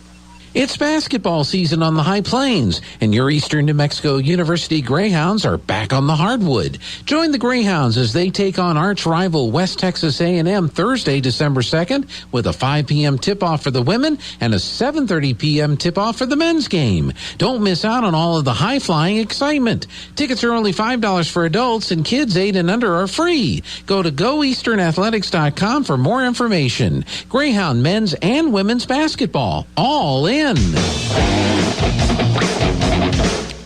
What a game here for a state championship game, really the way it should be. Yeah, absolutely. Back and forth, these two great programs going at it. And just when one seems to be getting some momentum, the other one steps up and makes some plays or holds on defense and forces a punt or a turnover. And so, yeah, we're down to 4:38 left in the game, and there's only a 6-point difference. Ready to kick is Parrish. He gets the go-ahead, and this time he's going to kick it deep down the right side. Number 2 is going to have to go catch it over his shoulder, which he does. Runs him back to the 10-yard line. Comes out. He's got a little seam. There's a block in the back. He's going down the sideline. 50, 40, 30, 20, 10. He holds the ball up, which could be a penalty there, too. Touchdown. As he was going in holding it up, which is, I didn't think you could do that at the high school level. But there's a flag back here. And the coaches for the Los Lunas Tigers saying, offense, come on back. So I think it was an illegal block, but we'll see what the call. I think I saw that, but we'll see what the call is. It is a penalty on Los Lunas. That's Fabian Trujillo. Like you said, that kick was back behind him. He had to run, catch it almost over his shoulder. And then he just turned around, got some good blocks. Obviously had a hold in there. that freed him up a little bit, and then down the left sideline. But it will come back. Fans don't like it, which why would you if it's against your team? And that's going to be helmet to helmet. Okay, well that's dangerous on the kickoff. Yeah, it is, and that's. I mean, I didn't see that one. I thought I saw a block in the back. Oh, you're right. Which could be, holding or blocking the back. It can almost happen anytime, on the field. So, all right, so that moves them back. It's a helmet-to-helmet call on the Tigers, so they're going to start at their own 15-yard line. Bulldogs need a big defensive stand here. 4 minutes and 25 seconds to go in the ball game. 34-28. Tigers over our Bulldogs. Ball on the near hash, which is the left hash for the Tigers. They go that heavy package to the wide side of the field. Searman in there by himself as he got a slot and a wide out over to the wide side. Now he brings Carlos Searman's in motion. He's going to fake it to him and keep it himself. He's going to run into and roll forward for a pickup of about 2. Well, that's a good job by Weston. He stepped up from his linebacker position into the open hole, lowered his pads and got underneath Searman's pads and made a good tackle there. And again, I don't know that we'll see anybody else touch the ball right here. If I were the Tigers, and I think you might agree with me, I would just let Paul Searmans keep running it. Trips to the far side, ball on the near hash, twins to the near side. Searman's in the backfield by himself once again. 3:53 and counting. They're going to let the clock run here, which I would do that as well, leading by 6. Searman goes and talks to his receivers on the far side. Brings Carlos Searman's in motion. He's going to hand it off to him. He cuts back. He spins. Bulldogs are there. It's a pickup of about 2 yards. It'll be 3rd down and 5. Well, it was a great adjustment by the defense as Pondo's out on the far wide receiver. And as soon as Searman's got the call and made the change, Pondo walked in on the inside slot, so he was there for that sweep. Yeah. Good job on the adjustment there by the Bulldogs as exactly what Robbie described. And the other side of that was for the Bulldogs moving back was I can't think of his name, number 49, and we got a timeout taken. So, you know what? Let's take it as well. The 30-second timeout. 3:13 to go here in the ball game. 34-28. It's 3rd down and 5 at the 20-yard line for the Los Lunas Tigers. We'll be back in 30 seconds. Ever feel like your insurance company doesn't know you? Insurance Corporation will issue generic plans where agricultural activities occur. Only a human can visit your farm or ranch to know exactly what you need. That's why for 80 years at Farm Bureau Financial Services, we've built relationships first and plans second. It's your future. Let's protect it. I'm Brandon Williams, Artesia's local Farm Bureau agent. Call us today, 746-2171. All right, Bulldog fans, 3:13 to go. It's 3rd down and 5 at the 20-yard line of the Los Lunas Tigers. They got double tight in a heavy package with they do have double tight. They got a pair of slots on the far side of the field, ball in the middle of the field. Riley Jarrett's at safety. So Riley Jarrett playing back, you're right. And now we got a timeout taken by the Bulldogs as they got to see what they come out and lined up in. And so I see that double tight we talked about off the air a little bit. Just they haven't thrown to a tight end yet necessarily. And with crashing in hard, sometimes you can open a tight end over the middle. Just something. I mean, you think Paul Searman's run the ball, he's 3rd and 5, but he's got something, right? Every coach has something for this situation. Yeah, this is a big play for both teams, although there's still a lot of time on the clock. I mean, I keep saying that. But what they want to do, I think, Robbie, is just run it out. Yeah. They just want to keep running the ball, pick up 4 yards of play. I mean, obviously they want to go score, but they're up by a touchdown, up by 6 points. And so they just want to get this first down and keep the clock rolling. Bulldogs want to get the stop and force the punt, of course. All right, so they trade timeouts, and they're going to stay in that look. They got a double tight. Actually, they put a slot on either side. Ball pretty much in the middle of the field. Searman's in the backfield with Carlos Searman's to his right. I think that's him, number 7. Yeah, it is. So Paul Searman's the quarterback, and Carlos Searman now goes to his left side as they're waiting for the white hat. And he's about to say you can go, and he does. All right, so big 3rd down play here as Searman takes a look at the Bulldog defense. Snap is back. He's looking to throw the ball. Now he's going to run it. Bulldogs are there, and he will not get the first down, Robbie. They stuff him at the 20-yard line. That's a great job by the Bulldog defense as he stepped back like he looked like he's going to pass, and then they just kept it in his hands, came up the middle, and he got hit by 4 Bulldogs.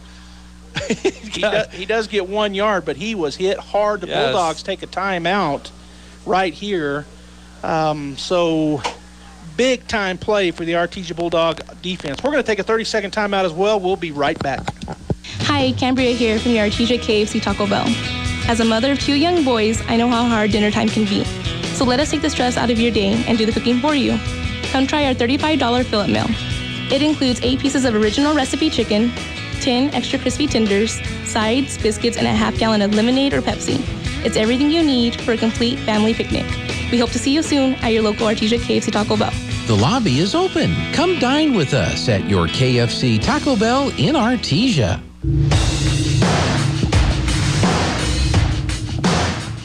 Okay, Bulldogs, we're back. 2:59 to go in this state championship ball game on this beautiful late November afternoon on Thanksgiving weekend. Slugfest here for the Tigers and the Bulldogs. Yep.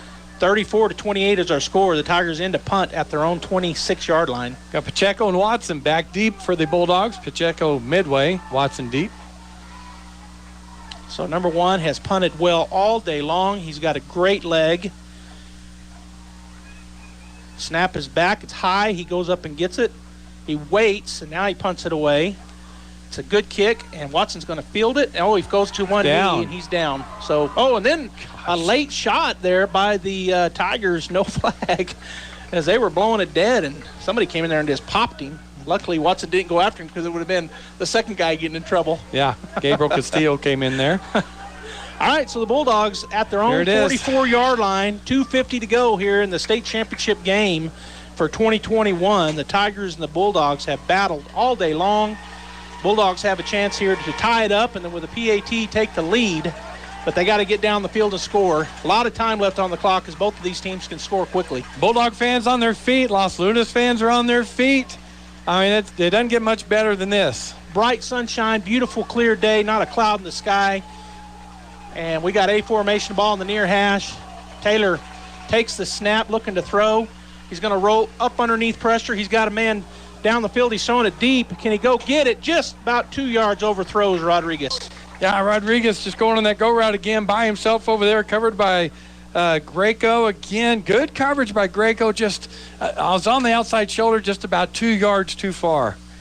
Yeah, interesting that Coach Maupin went for that. I think he was thinking they may not see that coming, and so he throws that deep pass to see if we can get a quick score. Didn't connect, so it'll be 2nd down and 10. 2:42 to go here in the ball game. Bulldogs remain on the near hash, which is the right hash for the offense. That A formation look, they have 2 safeties back now, and they're dropping their linebackers really far back. Only a 3-man rush. Taylor looking. He's going to throw it across the middle. We got a holding in the middle. 27. Watson is all the way down inside the 30 to the 25, but I'm afraid it's coming back. Yeah, great throw. Watson broke across the middle. Taylor was patient. Great protection by the line that time, and he just threw a strike to Watson, but somebody was committing a foul in there, holding. Yeah, it's holding. They only rushed 3, but they call a hold on the Bulldogs. So that's going to mark us back from the where the penalty is laying, which is at the 37-yard line. So it's going to remain 2nd down, but it's going to be 2nd and about 17. Well, no, it's going to be 2nd and let's let them mark it off. So it's marking it off all the way back to the Bulldog 32. Gosh, that's a huge penalty. Got to get to the 49. So, yeah, 2nd down and 17. I was right. 2nd and 17, and the Bulldogs break the huddle ball in the near hash. A formation look. Hamilton going out wide. Watson in the slot. On this side, we have Greathouse and Lopez. Snap is back. They rush a man wide open off. He gets by him. Oh, if he could have stepped into that. Throw the ball. Taylor's still on his feet. He's going to make men miss. Don't He's to the 40, to the 45, to the 50, and goes out of bounds, and then is shoved and goes into the all the way over the fence. And they did not throw anything on that. He was out of bounds clearly. He gets all the way to, that's a 1st down pickup, Robbie, or close to it. Yeah, it's a 1st down. That's a great job by Taylor. Man, he made about 3 guys miss, broke a tackle back there. It's just frustrating when it's obvious he's going out of bounds. He steps out of bounds, about a yard out of bounds, and gets shoved, and now he's limping around. That's pretty frustrating. He hit his leg on their bench. That's why he's limping. Pretty frustrating. All right, so it's going to be 1st and 10, though. 2:15 to go here in the ball game. Bulldogs, Taylor just makes it happen, gets all the way to the 46-yard line, which was right where they had to get for the first down. A formation, and it's the 46-yard line of the Tigers, And snap is back, going to fake the handoff, run that screen again over here, and Lopez will get down to the 40 before he's tackled. So great job getting out here by the offensive line. Number 64 for the Bulldogs got the kick-out block, and that's Loya. So good job by them. Yeah, he kicked out number 22, and then he picks him up, which is good sportsmanship, after he buried him. 2nd down and 4 for the Bulldogs at the Tiger 40-yard line. Clock is running. We're down to 1:47. A formation look, ball in the near hash. Taylor looking over the defense. Waiting on the snap. Snap is back, a little low. Taylor picks it up. I'll throw it out here and that's low, and it bounces to Barrera out of the backfield on the left side. So Taylor and Barrera both darned, but falls incomplete. Yeah, Barrera was open out there. Taylor just threw it kind of in the ground, but he's not exactly right. That was a huge play by the senior quarterback to pick up that long first down. So he's all right. He's senior, state championship game. 3rd down and 4 at the 40. Ball remains on the near hash. A formation look. Barrera looks and sees where he wants to line up. Looks like he's going to line up to the left of Taylor in the shotgun. Taylor looks over the defense there, and man free. Snap is back. Taylor's going to step up. It's knocked down by 44 at the line of scrimmage. Incomplete. He had a slant that was going to be caught for a first down. It's going to be 4th down and 4. And here's the ball game. 1:29 to go, and it's 4th and 4 for the Bulldogs at the Tiger 40-yard line. So we'll see both stands on their feet. They already are. And Coach Maupin gives Taylor his play as he jogs back out to the huddle. The ball remains on the near hash. 34-28, 6-point lead for the Tigers. 1:29 to go in the ball game, and it's 4th and 4 for the Artesia Bulldogs. A formation. Barrera to the right of Taylor in the shotgun. They've got guys like they're going to blitz. He's offsides. Yep, he says no.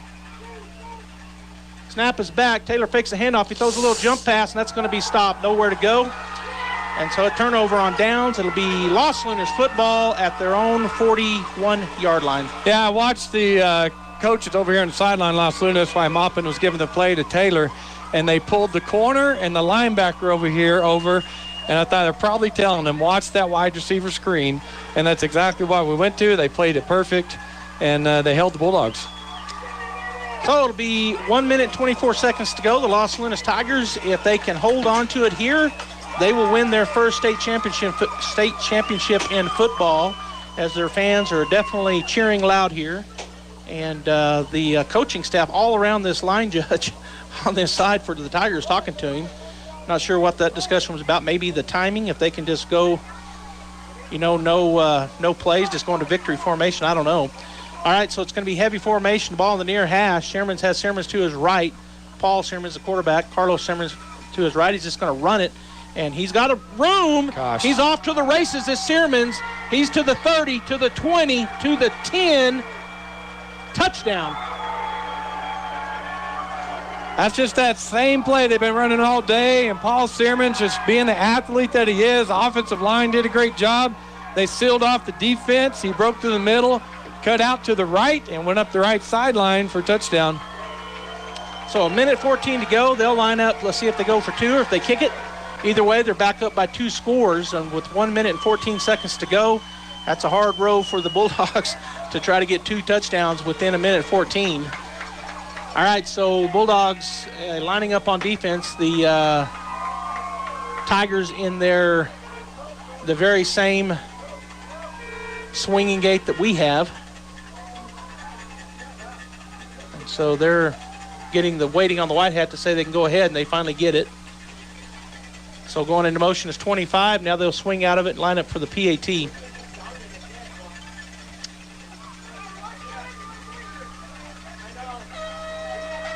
Snap is back. It's fumbled, and that's just going to end it right there, as the Bulldogs can't do anything with it anyway. So no good. 40-28 lead here for the Tigers. And we're going to go ahead and take one more 30-second timeout. When we come back, we'll have the final 1 minute and 14 seconds here at Los Lunas, New Mexico. Los Lunas 40, Artesia 28.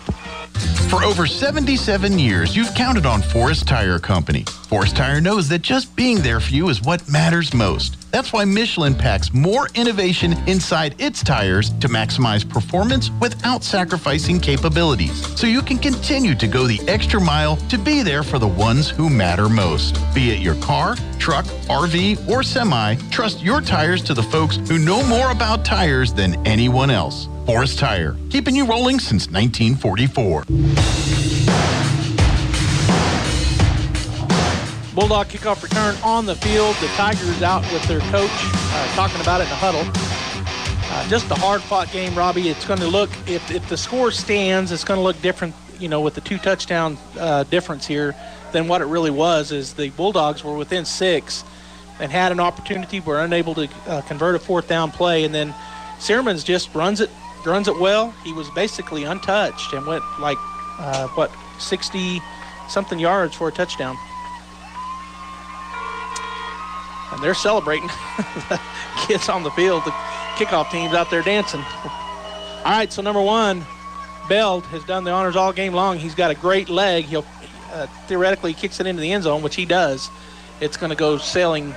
In fact, that was his longest kick of the game. You think he's hyped up? Yeah. It goes about 4 yards outside of the end zone, down the track over there. All right, so the Bulldog offense will come on for another go at it. They've got 1 minute and 14 seconds to do something quickly. Stranger things have happened. This ball game is not over. We got 1 minute 14 seconds. I have a feeling they're going to be playing some pretty deep safeties here, but we'll see.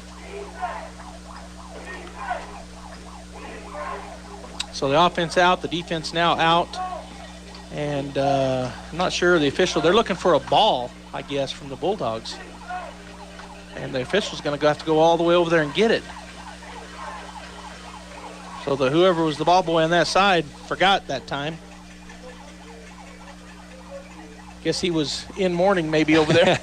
Yeah. All right, so they do get a ball out on the field. Bulldogs in the A formation, the ball in the middle of the field at the 20-yard line. Taylor in the shotgun. He has Barrera to his right. Slot and a wide out. They are playing safeties deep, and everybody's backing off, actually. Linebackers are playing full coverage. He's got Lopez. And he threw it to the wrong spot. That's going to be an interception at the 40-yard line. He'll just step out of bounds. Boy, Lopez was looked to be wide open. He broke the middle, and Taylor threw it to the sideline. And so the interception, theoretically, they just take a knee, but you don't know. They might try to run Searmans again. Yeah, they might. Lopez on the right, wide out position, ran down the right side and then broke that post route. Little cut across the middle, more than a post route. And as you said, the safety was over here on the numbers, and Lopez was wide open in the middle of the field. So Taylor there was a miscommunication there somewhere. So they get the ball in. I would think they would go into the victory formation, which is what it looks like they're going to do. Just snap the ball and kneel it. But you don't know. And so Searmans looks like he's going to stay. Yeah, he's going to go up under center. So he'll take the snap, and that's going to kneel it down with 1 minute, and we're going under a minute. I think they got to snap it one more time, but Los Lunas is going to be your 2021 state champions in Class 5A, as they are going to take this ball game 40-28 over our Artesia Bulldogs. Yeah, Los Lunas comes in 12-0 on the year. They're going to finish 13-0, so great year for the Los Lunas Tigers. Bulldogs coming in 9-3, going to wind up 9-4. It's a great year for the Bulldogs. Boy, we saw tremendous growth on their part from the first game of the year until the state championship game today. And that's it. Searmans takes a knee, and that will end the ball game. I mean, it's not over yet officially because it's down to 20 seconds and counting, but they're shaking hands and doing the hugs. And Bulldog cheerleaders still cheering over there. The band playing for the Bulldogs as well. And the stands still clapping for the Bulldogs, but of course Los Lunas celebrating.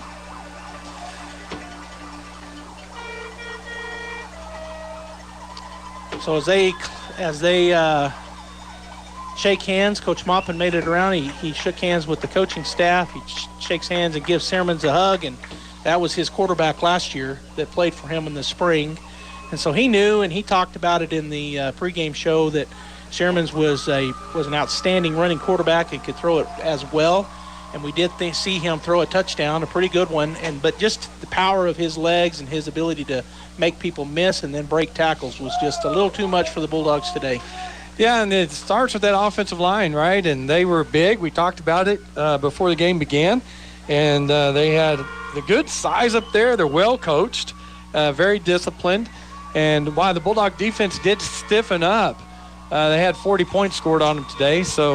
And then the offense just really, it never felt like we got in a rhythm, Joby. I mean, we scored 28 points, but I think we left a lot of points on the field too, just not getting really in rhythm like we could. We really didn't hit anything. We hit one deep ball, Lopez in the end zone, but we couldn't hit the go routes. They did a great job of covering those.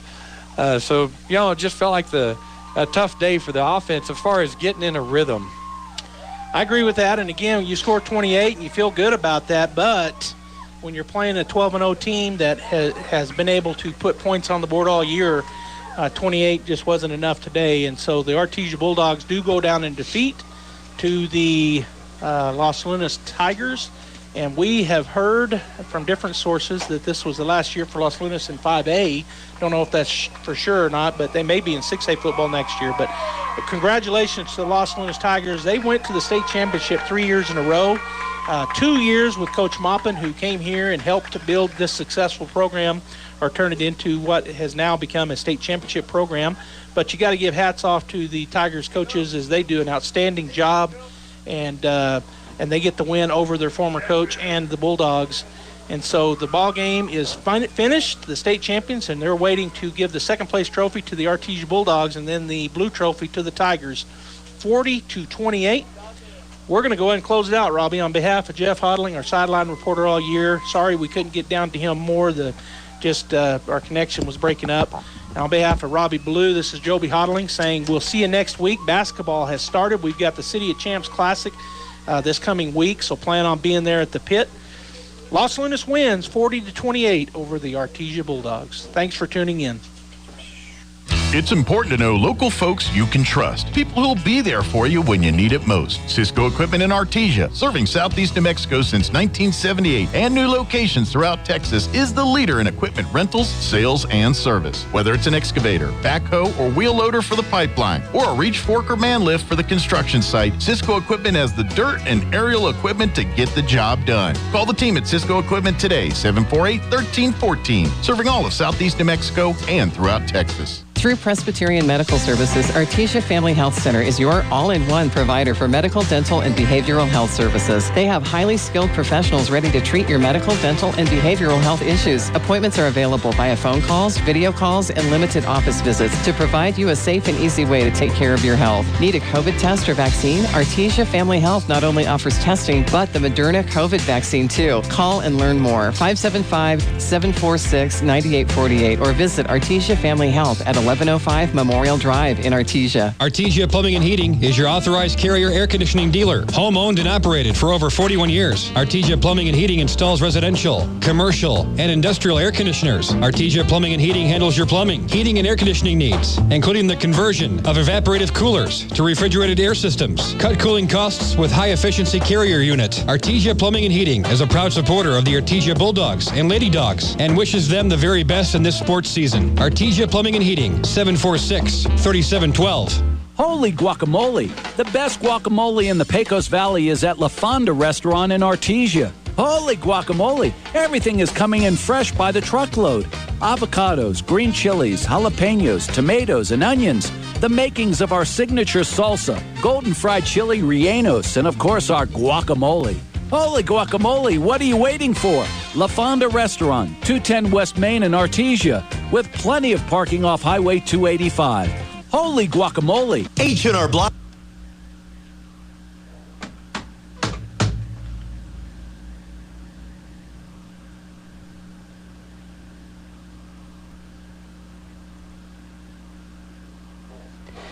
Welcome back here on the Pecos Valley Guy Chevrolet postgame show as we have the state championship game is done.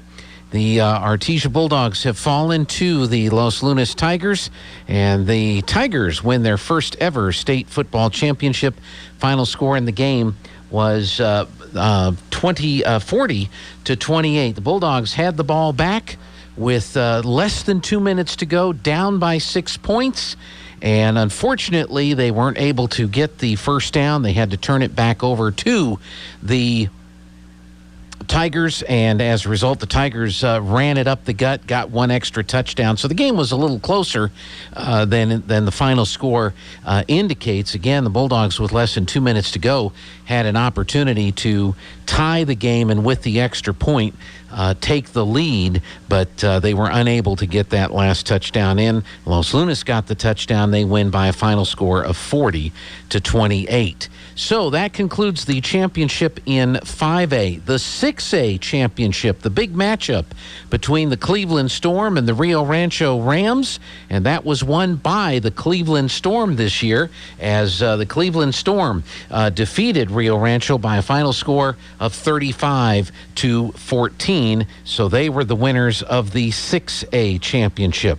The 4A championship game, that was won by the Lovington Wildcats, as the Lovington Wildcats defeated the Ruidoso Warriors 41-21 to win the 4A state football championship. And the 3A championship, that went to the Robertson Cardinals, the Las Vegas Robertson Cardinals, as they defeated St. Mike's out of Santa Fe 28-7. So Robertson is your champion in 3A, Lovington your champion in 4A, Los Lunas your champion in 5A, and the Cleveland Storm the champions in 6A football. That's going to conclude our broadcast of Artesia High School football. Thanks to Joby and Robbie and Jeff for being on our crew throughout the year. We have Bulldog basketball coming up next week as the City of Champions Classic starts on Thursday, and that will be our next basketball and sports coverage here on KSVP and KSVPradio.com. Thanks for joining us, and we'll see you next year for football and next week for basketball. Good afternoon, everyone. Thinking right now? Wow, the holidays are almost here. And then, of course, here come the bills. But we really need a new family vehicle now. What am I going to do? Don't fret. It's a great time to buy a Guy Chevrolet Company in Artesia. We have options to suit all your vehicle needs, like 0% GM financing for up to 72 months, plus $500 in Chevy Cyber Cash. Don't worry about the influx of bills come January. Qualified buyers can defer payments for 120 days. That's right, no payments until February. Come visit with our professional sales team for eligible models and the very best in customer service today at Guy Chevrolet Company on the corner of 1st and Main in Artesia or GuyChevy.com. Offer ends November 30, 2021. Must qualify for financing with GM Financial. See dealership for details. Have you noticed the days are getting shorter? This is Jim Gill from Roswell Seed Company. I know it's kind of hard to tell, but we're on the downhill side of the year, so every day is a couple of minutes shorter than the one before, even though your plants need plenty of food and water to keep them healthy. Like those globe willows that are turning yellow. A good dose of the right fertilizer will make them bright green again. No matter what the problems you're having, we probably have a cure at Roswell Seed Company. But come see us soon, because winter's coming, you know. Dean's Inc. of Artesia provides a superior choice for all your electrification, communication, and supply needs, with a vision to be the premier industrial electrical service provider in New Mexico and West Texas, providing unparalleled quality in supplies and service with highly skilled and conscious personnel. We pledge to our customers to exhibit the utmost in integrity and reputation while providing superior quality in all we do. Dean's Inc., located at 409 Commerce Road or online at deansinc.com. Please pardon our dust as we move into our new facility at Artesia Animal Clinic. We've begun the process of moving into our new facility, which features more exam rooms, expanded surgery and treatment rooms, lab, x-ray, and larger kennels. We're so excited to be moving into our new facility, and we look forward to being better able to help care for your pets. Artesia Animal Clinic, now moving into our new clinic in the same location, 110 West Mahone, just north of Artesia Ford Sales. Where can you find the best selection of beautiful and unique home decor in the region? Easy. Casa Decor in Ruidoso. For years, people from all over have come to Casa Decor for the best selection of rustic, real wood furniture, beautiful decor from the Southwest and beyond, and quality outdoor furniture and accessories that are built to last a lifetime. At Casa Decor, they have over 10,000 square feet of showroom for everything you need. Casa Decor opens 7 days a week from 9:30 to 5 at 1214 Meacham Drive in Ruidoso or online at casadecorruidoso.com. Proud supporter of local high school sports. Bulldog Pride is about family. It's about being the best both in the game and in the community. It's about giving your all and having your teammates back. This is Pastor Jason Perry, and here at New Hope Baptist Church, we can relate to the Bulldogs. Our church is a family, and we focus on allowing the Lord to be the best both in our church and in our community. Here at New Hope, we know it's a new year, and there's new hope for a new you. We're praying for Bulldog victory in the game and victory in your life through Jesus Christ. That concludes this broadcast of Bulldog Sports on KSVP AM and FM and at KSVPTV.com. Bulldog Sports on KSVP AM and FM and KSVPTV.com is presented by Eastern New Mexico University Roswell, Artesia Animal Clinic, Artesia Ford Sales, J.S. Warden Sun Insurance, La Fonda, Sandy Stockton, and State Farm of Artesia, Smile Expressions, Artesia Family Healthcare and Presbyterian Medical Services, Artesia General Hospital, Roswell Seed, Guy Chevrolet, KFC of Artesia, Moppin and Brown Dentistry, Pop's Diner, Forest Tire, Western Bank of Artesia, Artesia Credit Union, Pecos Valley Equipment, Oasis Computers, Eastern New Mexico University, Catalyst Church, Brandon Williams and Farm Bureau Insurance, Cisco Equipment, Artesia Plumbing and Heating, TMJ Auto, New Hope Baptist Church, H&R Block of Artesia, Castle Rentals, Kane Electric, Frost Mortgage, Incredible Printing, Bobcat Auto, and Tate Branch of Artesia. Thanks for joining us for this presentation of Bulldog Sports on KSVP AM and FM. We now return you to your regular scheduled programming. Will a jury say the judgment ought to be? And so it's actually incumbent upon these institutions to come up with